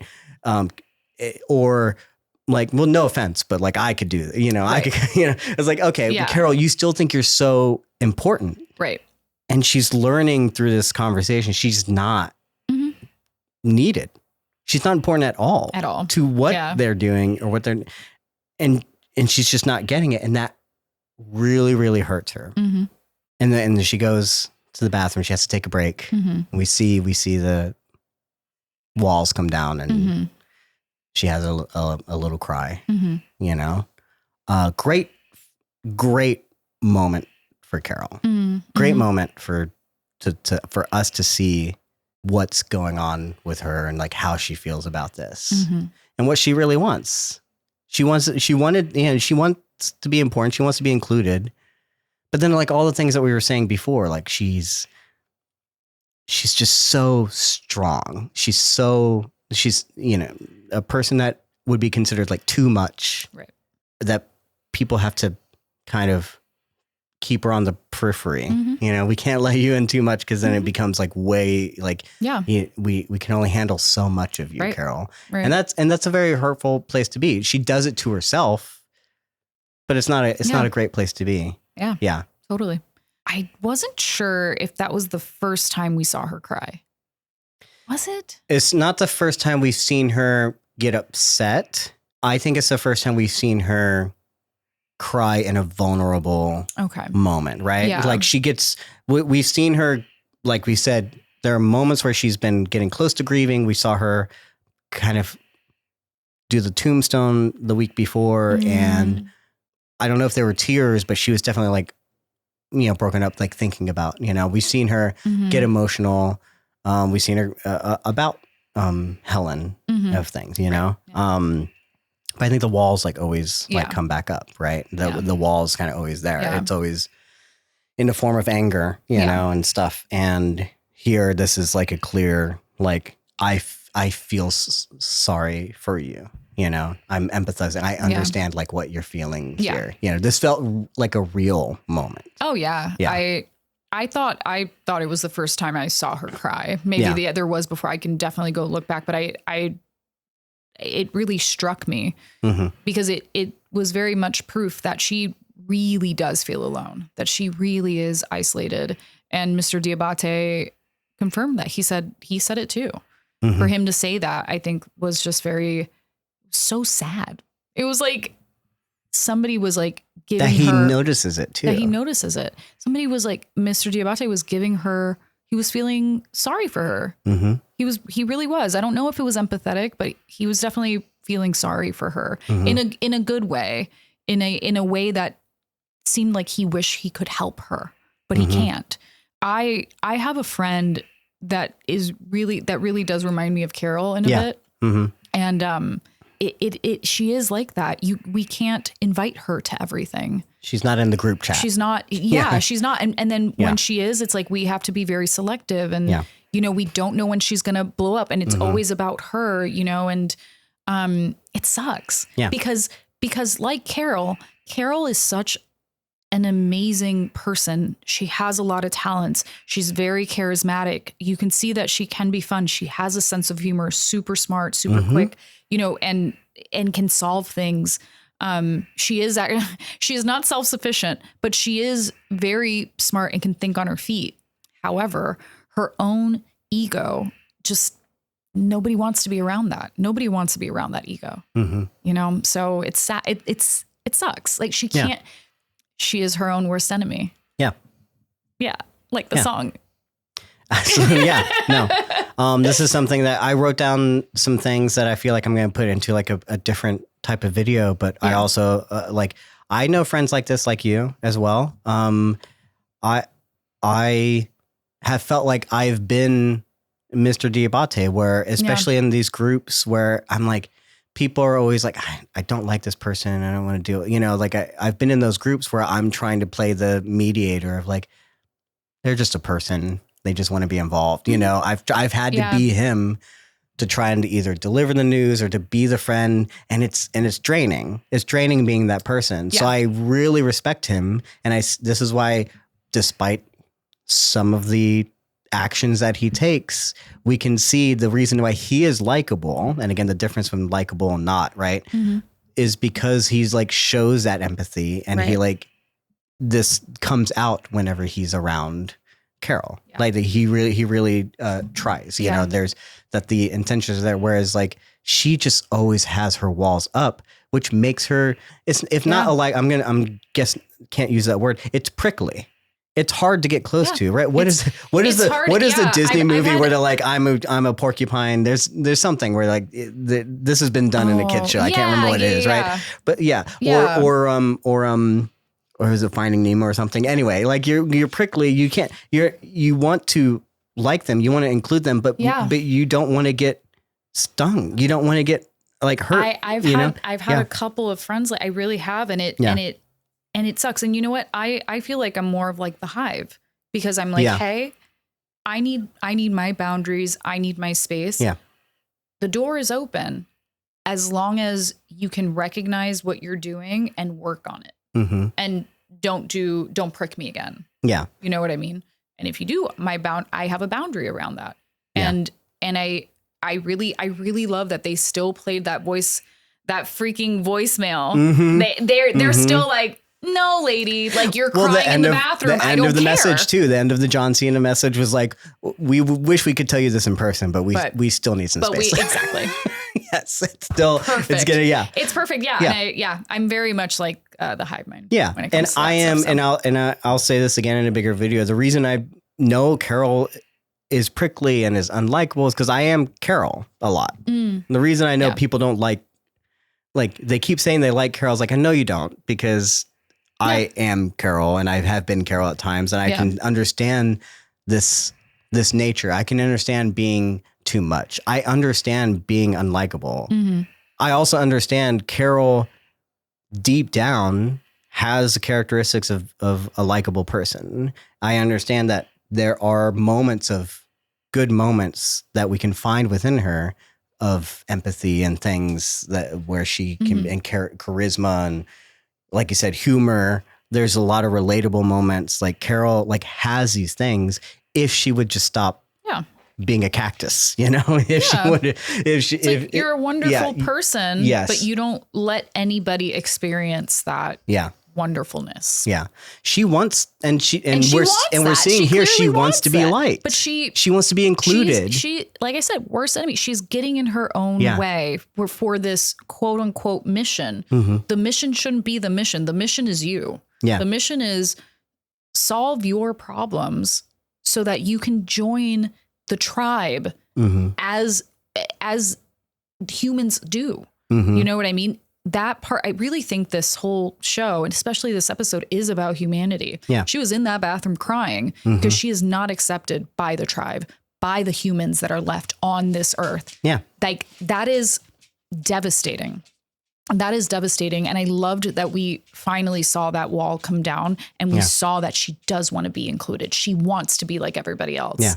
You know, I just thought it was great that they like did I said that. before, she doesn't accept acceptance, right? She can't accept. When she had a little bit of acceptance before, there was always so much that she can handle. Now she definitely doesn't have it. And now her worst nightmare come true. Like, everyone really does not want to be around her. That's a terrible place to be. That's not, I would hate that. Mentally, I would be like freaking out if no one on earth wanted to be around me, not even the people that want to be around me. You should be able to, obviously, like the people that you should be able to relate to the most, which you do. Yeah. But you're not letting them relate to you. That's the thing. Every time that she talks to them, she's talking at them. It's not a we, it's a Carol telling people what to do, being Captain America, you know, trying to be the savior when we're a tribe, we're one, you know. A lot of people have gotten in the comments being like, oh, you mean the only person trying to save humanity? We just learned in the scene that it's an approach thing. You haven't been paying attention. Mr. Diabaté got the same information. He is also trying to help solve the crisis in a way, but he did it by getting to know them. Yeah. He said, you know, yes, he did it by learning from John Cena, but also like, hey, what is this thing that you are drinking? What are you doing? Like, he's very personable. Yeah. He's very good at this, right? Yeah. And that's the difference. It's an approach thing. Yeah. It's not that like she's right and everyone's wrong and like she's trying to say. I was like, they're trying to, but they're also just going about it in a way that doesn't other them, that doesn't push people away, that doesn't make enemies of other people, you know? It's what you are saying, what you said earlier, that they are very much alike. I think that the way that they are alike is through their charisma, but the way that they execute the charisma, they're, like you're saying, the approach is so wildly different. Yeah. Because charisma can go south really quick. And again, with these friends that I have, they are so charismatic. Like, they could be on TV. They could be they could be streamers, you know, but the way that it's charisma that overpowers and doesn't see anyone else. Yeah. It's just about them. So I guess that's more narcissism. A couple of things that pops to mind, especially about me, right? I once had a friend tell me, like, Mattias, people love you. The problem is that there's something about you that when you enter a room, like, either the energy can be positive or negative based on whatever your mood is because of how much power you hold into that, you know? And that's what I think that's where the charisma or whatever comes from. Right. It's like, whereas like it can be a negative feeling if I'm just not feeling, you know, and I bring that into the vibe of the whole thing. The other thing that's kind of been told to me, or at least I've told myself, is the thing that I've tried to point out to other people online is being right doesn't justify shitty behavior, right? She is probably right. Yeah. But that isn't a justification for how she treats people. Correct. Yeah, that's what I said earlier. I think our first yes, episode. yeah, I think you mentioned that. I said yeah. mental illness is not a justification for your shitty behavior, and that is her. Like, she is right. Yeah, but she is so wrong. Yeah. in the way that she treats people and executes on this rightness, which is self-righteousness also. Mm-hmm. Yeah. Doesn't work. I've been right, but being right doesn't get me anywhere. Exactly. Like, you know, it's about how, you know, what does it mean being right? You can have an argument with a significant other and you could be right about something, but being right doesn't help matter. in the argument. We're not it's not about who's right. Right. Anyway, there's a whole lot of different things there. The last thing I will point out before people being like, look, Carol is empathetic. She wants to be loved. She's like, yeah, but she shows us, the audience. She doesn't show them. And I think it's another thing to point out. It's like, we have a view of Carol because of our omniscient viewpoint of being an audience member. Yeah. But they don't see this. Right. And so when we say, again, she is prickly or unlikable, it's based on what she's showing other people, not what we see when no one else is around, you know? Yeah, of course. Yeah. Like, of course we can see her, we can have empathy for her because we have that omniscient third person point of view, but nobody in the show, like, you're right. Like and that's when I say she is a very unlikable, insufferable woman. Mm-hmm. That's how she is portrayed in the show. But we clearly, me as a human, can see that she is not a one-dimensional character. Mm-hmm. Clearly, there are a lot of layers. There are a lot of issues that ultimately, deep down, she is not like that. Mm-hmm. No person is born like this, right? Mm-hmm. A person is shaped like this. And what I want to know is why is she shaped like this and continues to do so in a crazy new world, right? Yeah. Lots of great conversation. Yeah. Let's go to the breakfast table where Mr. Diabaté has cooked classic, I guess, American breakfast. I found very interesting. Well, he is in Las Vegas. He's in America, you know, but he's French, right? Right. But, so he created a very American breakfast, which it's just, to me at least, I don't know if this is intentional or not, but again, shows like he understands his audience, right? Mm-hmm. I don't know if he did it for it. I don't know if he would. He's French. They have great breakfasts that are probably very different from an American breakfast, but he makes it specifically because Carol's a guest. Maybe not intentional. Maybe it's just because it's an American show and we all understand bacon, eggs, and toast, avocado toast. I find it, again, just possibly a small showcase of how much he cares for the people around him in these small little details, you know? Yeah. He recognizes she might like this. Yeah. This might make you feel better. Mm-hmm. Yeah. Empathy, feeling included, doing something like cooking for someone is very intimate as well. Pretty sure pretty sure Helen cooked for her. Oh yeah. No, absolutely. So, she hasn't, and this is the first home cooked meal I think she's probably had since the joining. Yeah. And then even this little moment, the way that he says something that's not negative, he's like, "Oh, you're right on time, perfect timing as always," which is not. I don't think she has perfect timing. That's not a true statement. But he makes her feel like you slept in, but it's perfect timing anyway. And I love that. It makes her feel special. Yeah, you know, everybody needs that. Yeah. She's not, They have breakfast. There's a little moment where people have made a little kind of a big deal about this, where he like watches her eat and kind of does the same thing that she does, you know, and finds that very interesting.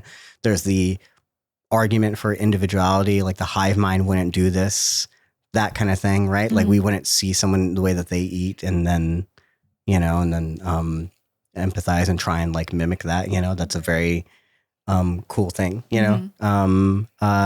I don't know. I just thought it was like an adorable moment. Yeah, I thought it was just a really great moment of him being able to connect with another human, which he hasn't connected with in a while. He has, yeah. The hive mind doesn't eat. Well, they have their milk, but you know, they'll eat when he's around or drink, you know, but they don't have their ways of doing things. Yeah. Mm-hmm. When he makes them eat, or when he asks, I should say, having a human to human moment is very special in this show. We go from him wanting liking this connection and wanting this to the very next moment where she's like, well, I thought I would stick around. I would go do something. And then like, we could talk a little bit. I'll get my own suite and then we'll talk. And then he kind of like very obviously is like, that's not what I want. He wants to go back to doing his fantasy life or whatever it is. So, again, what similar things that we were talking about, you can only handle so much, even whenever you are an empathetic and good, and you're trying to be a friend, you know, but he agrees, you know, that it's you're a little bit much. We talked about the things, but I don't want to keep talking about that. Yeah, we're good. Yeah, we're good. Don't worry. We can move on. No, I don't know. That's what he was saying. I'm sorry. I wasn't saying that to you. I thought you were saying that to me. I was like, oh, okay, we can. That's fine. No, I mean, because if you have something to say about that, for sure, like say it. And that's not what I was saying at all. Oh, God. You're being a little too much, Natalie. Oh, dang. Okay. I'd be like, okay, Diva. All good. Speaking of Diva, the hive mind is still being petty. They learn about stem cells.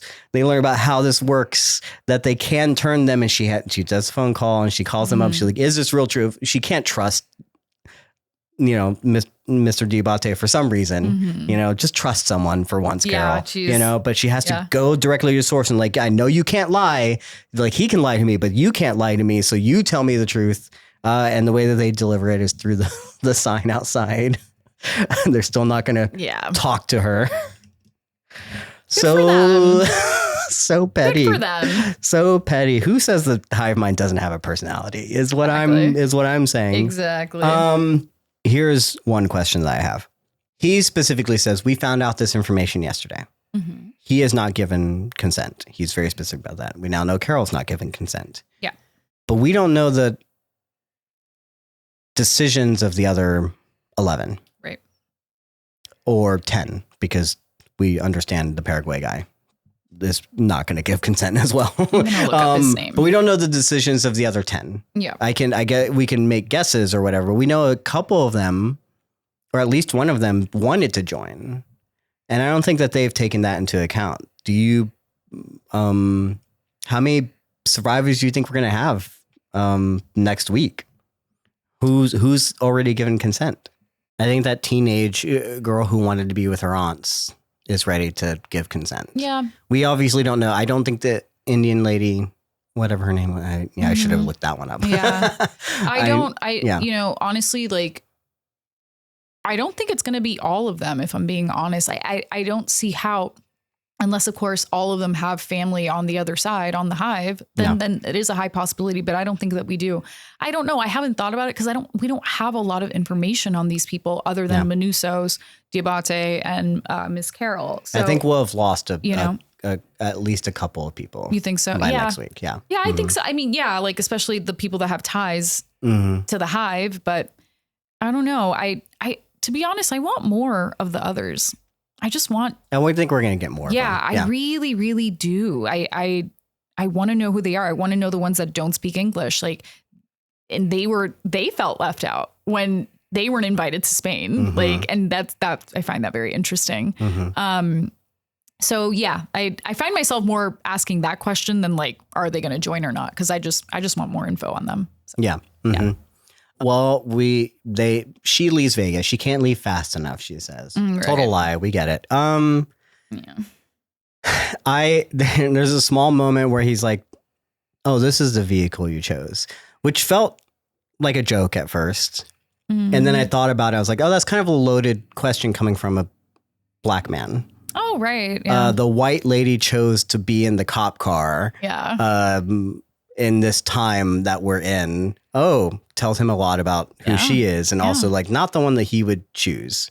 I don't know French, how he was dealt with in France with his skin color or anything, but definitely if it was an American seeing that, that's a loaded question coming from a person of color in terms of like, oh, maybe Carol, you should choose a different car. Oh my God, depending on the vibe that you're putting off of. And it's because you're presenting yourself as this protector, savior, this, whatever it is. Yeah, like very like authoritarian. Yep. Like she's the authority on everything. For some reason, she was also the authority on the robots. It's like, okay, like I guess like you're not though, but you really are posing this poshing because she thinks that that's how she's going to get accepted. Also, like she thinks that role will. She thinks she's Jack. But that's the thing about Jack. She is not Jack because Jack had a lot of empathy for everybody. His skills made him the leader, but he didn't want it. Just like Jon Snow. So. No, she's Locke. She wants it. Exactly. You think she's Locke? No, she's a who's the bad guy? Who's the guy that had the book club and who was his name? Widmore? The main, yeah. You think she's Widmore? Probably. I don't know. I think she's more. The only thing about Locke that I'll give him is that he didn't want to leave. Like he wanted. He had charisma and he cared about like certain things, but he was also very much like, no, I'm special now, and also like I'm very much gonna like it's gonna be my way or the highway kind of thing. Very much, so, yeah. She's a mix. I think she is a mix of John and Jack. For the sure. last thing before we leave is I don't know if this means anything, but all of his Ferraris or were they Ferraris? I don't know. All of his sports cars had Monday, Tuesday, and Wednesday. It was like days of the week. It was one for each. I didn't notice that. It was one for each day of the week, and I noticed that if this is correct, on Saturday he drives white. On Sunday, he drives black. Oh, okay. Interesting. Okay. Yeah. Don't know if that has anything to do with anything, I don't know. Yes. We cut to 3 days earlier with Manusos. Sorry. Manusos? How would you pronounce that? Spanish. Manusos. Right? Yeah, but it's not a very common name in Spanish, so. Yes. Yeah. So he's still looking for the signals. We find he gets to the end of what his range is on his radio, and we find out that there was at least one frequency that had a signal. I'm sure you know nothing about signals. I know nothing about signals, so couldn't tell you anything or whatever. My guess is that this sounds like or feels like feedback of a different signal. Like he's picking up something that his radio was not meant to pick up. And it's actually a signal from a different kind of radio or a different kind of frequency. And he's just getting the feedback loop of it is what it sounds like. The way that like you would if I put this microphone up to the speaker or something, right? You know what I'm going to say. It reminds me of Lost. 4, 8, 15, 16, 23, 42. It reminds me of that in the way that he was writing the numbers down, like crossing them off. Like, did you look for the number? No, because someone else, I was listening to another podcast and they're like, because Lost is in my mind, I was also trying to figure out, do the numbers connect? You need to send me that podcast, actually. I have sent it to you multiple times. Oh, it's that podcast? I've told you about these podcasters. It's them? It's a Prestige TV. Yeah, I know them. Yeah, I follow them on TikTok. Yeah, because they're also because they're going. Well, they're going. I think 2 of them are doing like a Lost rewatch or on a personal thing, so they happen. But Joanna, as I've mentioned, is a very big Lost head. She's the one that got them started doing this. The Lost head. So it's very much a. I've seen that front of mind, but this is the Prestige TV podcast. But yes, Lost, like, I'm sorry. times. So you're looking at the numbers and and like what you're saying, like the feedback loop and like you know the French woman, like remember, like come on now, like it's very reminiscent of that, and I love it. So I think that his radio just isn't strong enough. He needs a bigger antenna, or he needs a bigger radio. He needs something that actually connects with the type of signal that's going out there, because I don't think it's meant to be picked up by his radio, right? So I will not be surprised if that's something that he seeks out later on at some point. For sure. Also, does this mean that they are trying to actively solve the signal? Are they sending the signal out there to continue spreading the virus? Are they trying to reach other planets the same way that another alien planet tried to reach us? Are they sending the recipe to the universe? Is that I thought that we would get eventually to that. I thought they wouldn't have figured out how to do that, but is that maybe what they're trying to do? That's blowing me away right now. Why? I'm serious. Did you have any thoughts of like what the signal would be otherwise? Or? No. Yeah, because that's my only thought. Yeah. I really didn't. And that's when I was rewatching it, I only got halfway through and I really should have just skipped to the end because I really wanted to rewatch that entire thing with Menunos. Yeah. Mm-hmm. Menusos. Mm-hmm. Menusos, because I didn't clock everything I wanted to clock. Yes. You know? Yeah. So you saying that, I'm like, oh, that really makes sense because in the beginning, it's like they're sending the signal to look for signs of life to continue to conquer and spread their virus so that it doesn't ever die. You know what I mean? Yeah. And so that could have been an interference. But yeah, dang, good job. Yeah. I don't know. If they're already sending the signal, that means that they are much farther along than I thought. That's a great theory, though. So I don't know what that means for us, though. But it's a thing. Or it could be something else completely different, which shows like what he is going to be. It's going to be good information for him to figure it out because he is. As much as I have been on a little bit of the hive mind side, I guess in the way that I've been talking about things, we still don't know what the hive mind is really about. Yeah. They could still be malicious. Very much. That could still be an option. Yeah. I still think he has military training. It's just a note, the way that he like prepare, like he has a money and hidden, you know, which I don't know what he's going to use the money for, but he takes it just in case, you know, the way that his apartment, I guess, is out is very specific, you know. I don't know. Because I had two thoughts. I was like, is it military training or is he actually part of the cartel and we just don't know? But then I'm like, I don't think he would own a storage unit and be as very meticulous about things and like very nice about the way he records messages if he was part of the cartel. But because I don't know if that's the direction they want to go. So I think I'm still leaning towards like military training. It's just a thought. I don't know. But yeah. I definitely did not get cartel from him. Yeah. So the big reveals here are the fact that one, we were correct. He doesn't know about what's actually happening. He had no idea that there were other survivors. He learns that information. Once he learns that information, we also learn about like what he kind of does know and how he knows at least a little bit of what's going on is because his mother is completely different. I had written this down.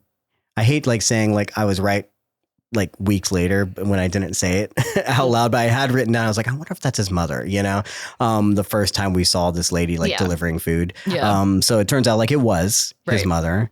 And then we get this great line at the end. He's like, you're not my mother because my mother was a bitch. Mm-hmm. And that, oh my God, like it's so good because it tells you exactly like how he knew what was happening and also how good the hive mind is at doing what they do and how bad they are at doing what they do. Right. You know? Yeah. That I don't know. Find something. What did you say? Yeah. I have so many thoughts. Yeah. I think my main thought is that they're not human. Like this is not that person, that vessel has lost its soul and humanity, period. And we see it like throughout this entire episode, but that was it was also it was very like comic book film noir esque, the way that she was cloaked in shadows. And I think you could kind of see her eyes. I'm not really sure, but you saw some glimpses of her. You saw a silhouette of her, meaning that it's not her. She's completely cloaked in shadows. That is not her, right? And he knows that. But just again, like the visual language in this episode that's the best part about this episode for me, because we do get a lot of information. We get a lot of plot points or whatever, but it's details like that. And that, just to bring it back a little bit, with Diabaté as well, at the end, we see this shot where it's a solo man in a tower.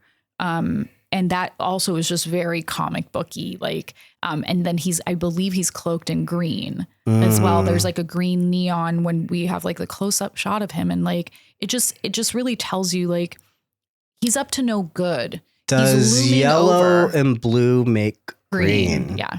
Yeah, it does. We talked about the color. And I'm pretty sure it was a green. I'm pretty sure it was green. I think you're absolutely correct. Yeah, that's something I just didn't think about until now. We talked about color theory, but clearly, again, I both feel sides, like I love.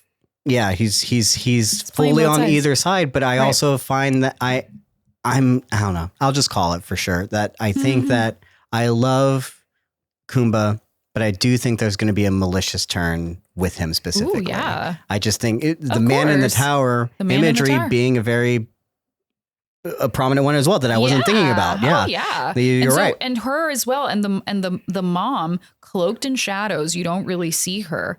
And you see her image, right? You see the outline of her, the outline of mom. That's not mom, you know? And he knows that. And it just also like speaking Spanish, I'm fluent in Spanish. Yeah. And I'm from Puerto Rico. And like the way that he said that, it was just very like, it was so good. And it's like, my mom is a fucking bitch too. And she knows it and everybody knows it. But like, it's like moms can be like that. Like, like my mom is, but like, it's in a good way. The way that he says it doesn't say that he doesn't have love for his mother. Exactly. Yeah, exactly. But it's like, my mom's a fucking bitch.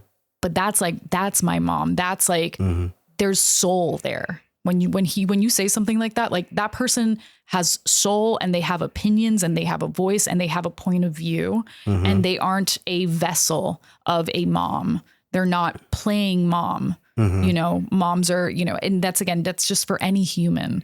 And to take away your, like to remove your mom being a bitch, like to remove that from someone, you just lose that person. Yeah. That's not a person. It doesn't matter like who she was really or any of these kinds of things that it becomes not an individual anymore. She's like you said, it's removing the soul of it. Exactly. She is a silhouette of a mom. Yeah. That is not. In the same way, I feel like we're being hypocrites because we like that, but also at the same time, like we condemn Carol for that kind of like behavior, but like bitchiness can have a, I guess, sort of purpose in a way. Of course. But it's like, it's just that line just shows who his mom was and the relationship he had with her, the way that he delivered that line as well. Like he's completely lit and she's completely in the dark. And towards the end, like, it's just, again, the imagery is very comic book, very dramatic, very film noir. Like she's just standing at the end, looking at, that person leave. And like, I don't know, it was very menacing and scary, just like how Diabaté in the tower was very menacing, overlooking, right? Just always watching them. There's also like a very big brother thing about the whole Hive as well, which but yeah.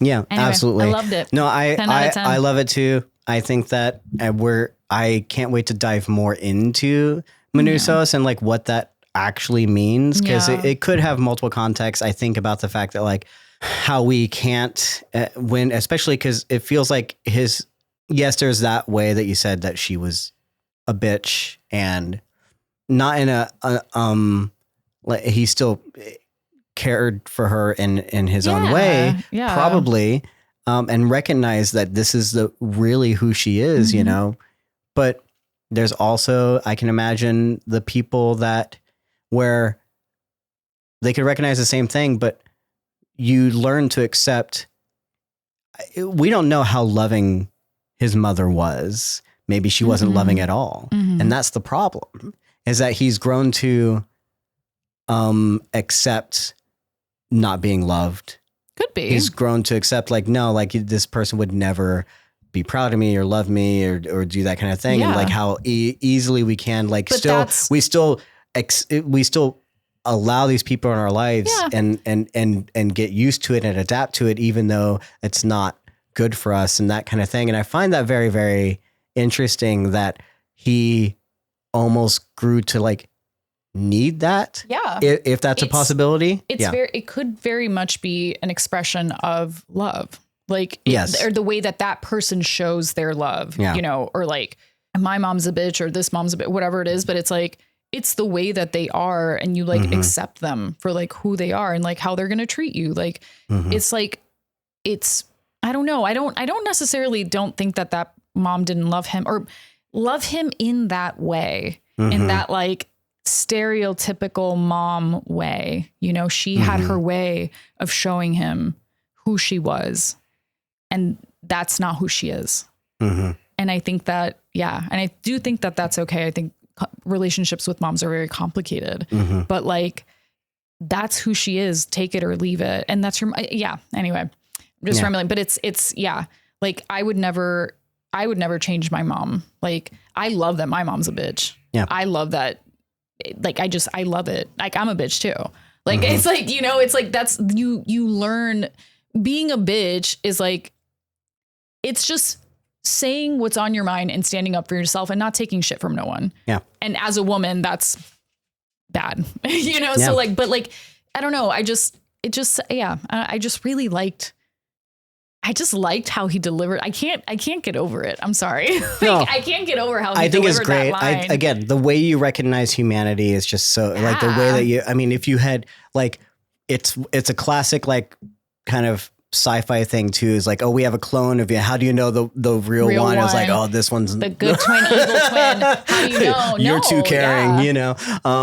There's some fun things going on. It's the way it's delivered is such a hard line, you know? And then also like, no wonder he is off to go find Carol because he recognized bitchiness as a very human trait. Headstrong. He recognizes the same qualities in Carol from that video that he hasn't recognized in anyone in a while. And he's like, well, this is someone I can understand and relate to, that kind of thing. So I think that's very interesting. You know, maybe he'll be able to call out certain behaviors too because of that. Right. Because he recognizes these things. What do you say? It's mi mamá era una cabrona. Like, that is like so hard. Like, I feel like saying mi mamá era una cabrona is like kind of saying like, mi mamá, oye, que jode. Jode is like can be like annoying, like, or just like over and over and says the same thing over and over again, bothers you about things over and over again, just being like so like annoying and like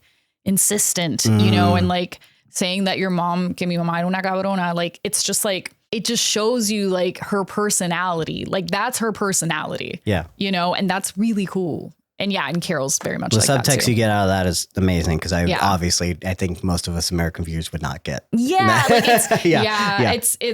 it's nice. Like, I know, like, you don't get everything from a translation. Yeah, and it is. I'm not gonna lie, it is very nice knowing another language because you understand like there's a lot of subtext. So yeah. Whew. Wow. We did it. I still have a few things, but we're at the end of the episode. Quickly, I guess, we didn't do it last week, but I feel like there's plenty of options this week. Crush of the episode. Manusos. Oh my That's your crush of the episode? For sure. What about you? I think, Mr. Diabaté, like I said, there's you like him. I like how he treated Carol. I don't trust him in certain ways. And I think that he still has problematic adventures, shall we say, right? I do recognize the problems that arise. But again, when Carol arrives, there's like all these small little moments that shows how much he's able to, how good he is at caring, and of dealing with, you know, and recognizing who she is, you know. And I love that. We love a character that can do that, you know, that is able to, I don't know. There's a kindness there that I really, really enjoyed. Yeah. Speculation thing. Would you get into speculation corner? There's a lot of things. We already covered a lot of things that I had written down because I don't think the Hive can actually thrive on their own. I think they need, people to control them. I don't think they're being controlled. I think they need others to control them. They don't know that yet, but they're going to need that. They're going to need this council of people. Yeah. I think for me, go ahead. No, go ahead. I was just going to say, like, for me, it really, I don't know if it's speculation, but it really solidified that the Hive is very anti-human.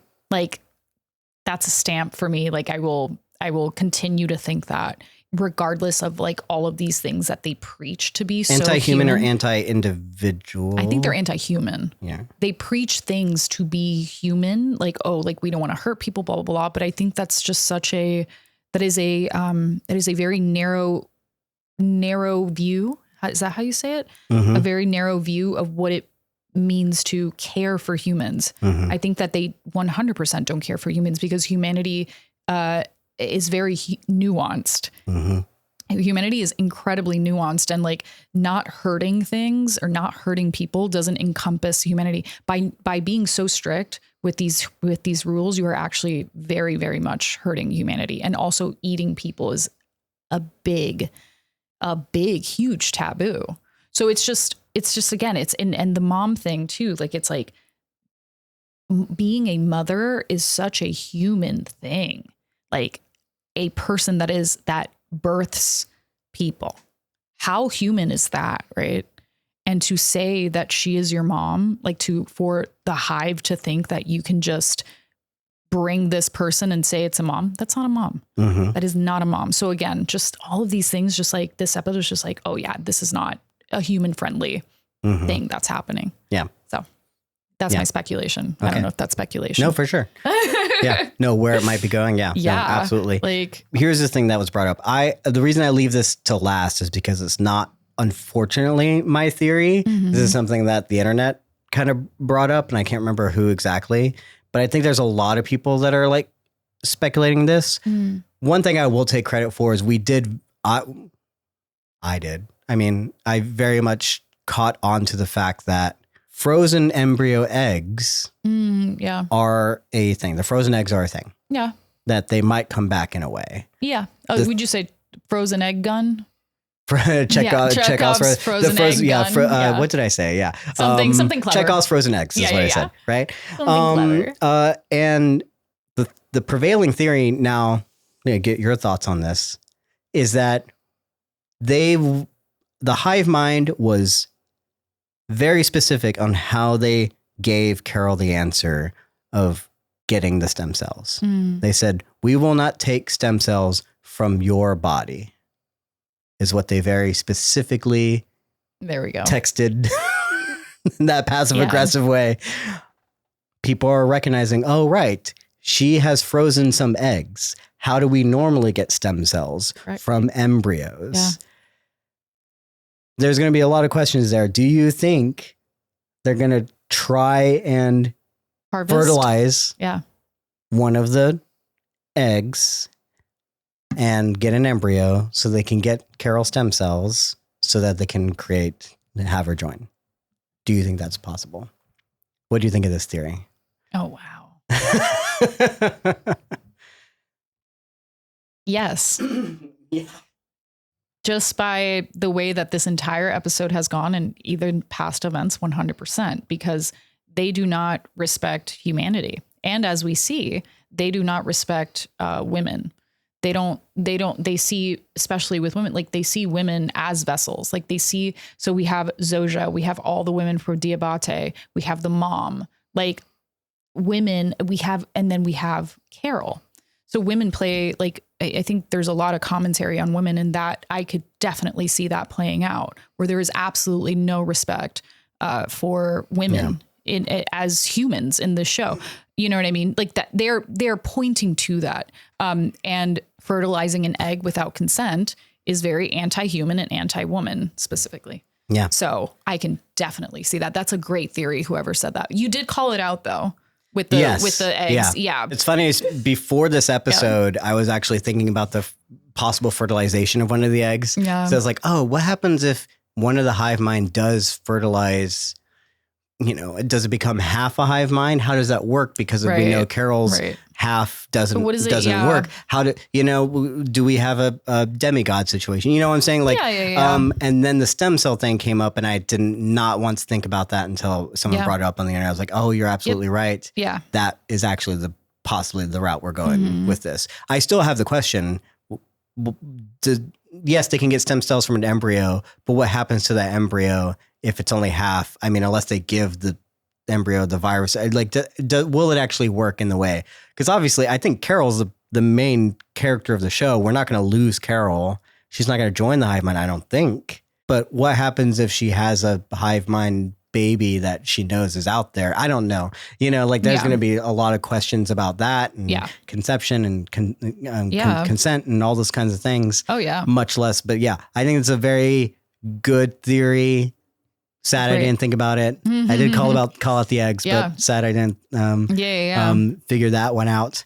But yeah, that we keep an eye on those eggs and those stem cells. And what's going on there. Oh yeah, this episode has been like you said, it's just been the best episode. Yeah, so far, and I'm so like my mood before this last episode. I was like, I almost was out. I was like, oh, I guess I still got to do this podcast though. But like, I was like, but this was like, it feels like this was like the midpoint. I know it's episode 6, but I'm like, this was like information, action, style, cinema. They gave us so much cinematography, and they've been doing it. They've been serving cinematography, but this one was like cinematography, tons of meaning, color theory, commentary on humanity and women. Boom, boom. So good. So wonderfully executed. So loved it. Yeah. Well, it was great talk. Amazing stuff. Per usual. As always. I'm glad you stuck it out, Natalie. I did. I'm locked in again. I'm locked in. I'm so locked in. Hopefully the internet doesn't hate us, but I'm sure they'll find some reason to hate us anyway. I'm sure. They haven't, they haven't been commenting on my looks. That's how I know they're really pissed. I mean, like, she's ugly and old and chopped and unk. It's like, okay, guys, like, goddamn. I haven't seen that. I think I've seen some mean comments about me. I can't remember like what they were. Oh, my God. I was like, you guys got to chill. Because again, guys, where's your empathy? Where's you? Just because we say we are like we're unlikable, Carol's unlikable, and then you go off and then start coming. It's like, oh, okay. It's like, okay, wait, sure. Treat us like you treat Carol. Exactly. I don't know, man. I'm going through something right now, guys. Like, what if I'm going through something? Oh my God. What if we're right and we're trying to save humanity and you just don't get it? You guys just don't you get just it. don't get it. Just don't get it. We're the main characters. Yeah. This person was Mattias. I'm Natalie. This is Codependent Content.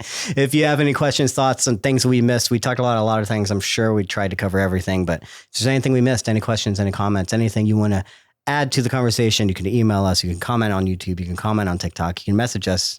We're still young and please message me. Small enough that we might actually message back. Please slide into my DMs. Please slide into my DMs. In a non Mr. Diabaté creepy way. Yes, please. Is how I'll please phrase that. But love to talk about the show though, for real. So absolutely. Thank you so much for joining me. Thank you guys, and we'll see you next week. Bye. Thank you for listening to Codependent Content. For updates, you can follow us on social media. And if you ever want to see a video version of this podcast, feel free to check us out on YouTube or Spotify. If you have any questions or simply want to tell us about something we missed, you can email us at codependentcontent@gmail.com. Or just leave a comment on TikTok and we'll get back to you. Links to all our accounts, where to contact us, or other ways to support will be in the description or show notes. We're glad you're here and working through your traumas with us. Remember, when you're lost in the darkness, search for the light. Live long and prosper, and may the force be with you. Until the next session, cowabunga, dudes.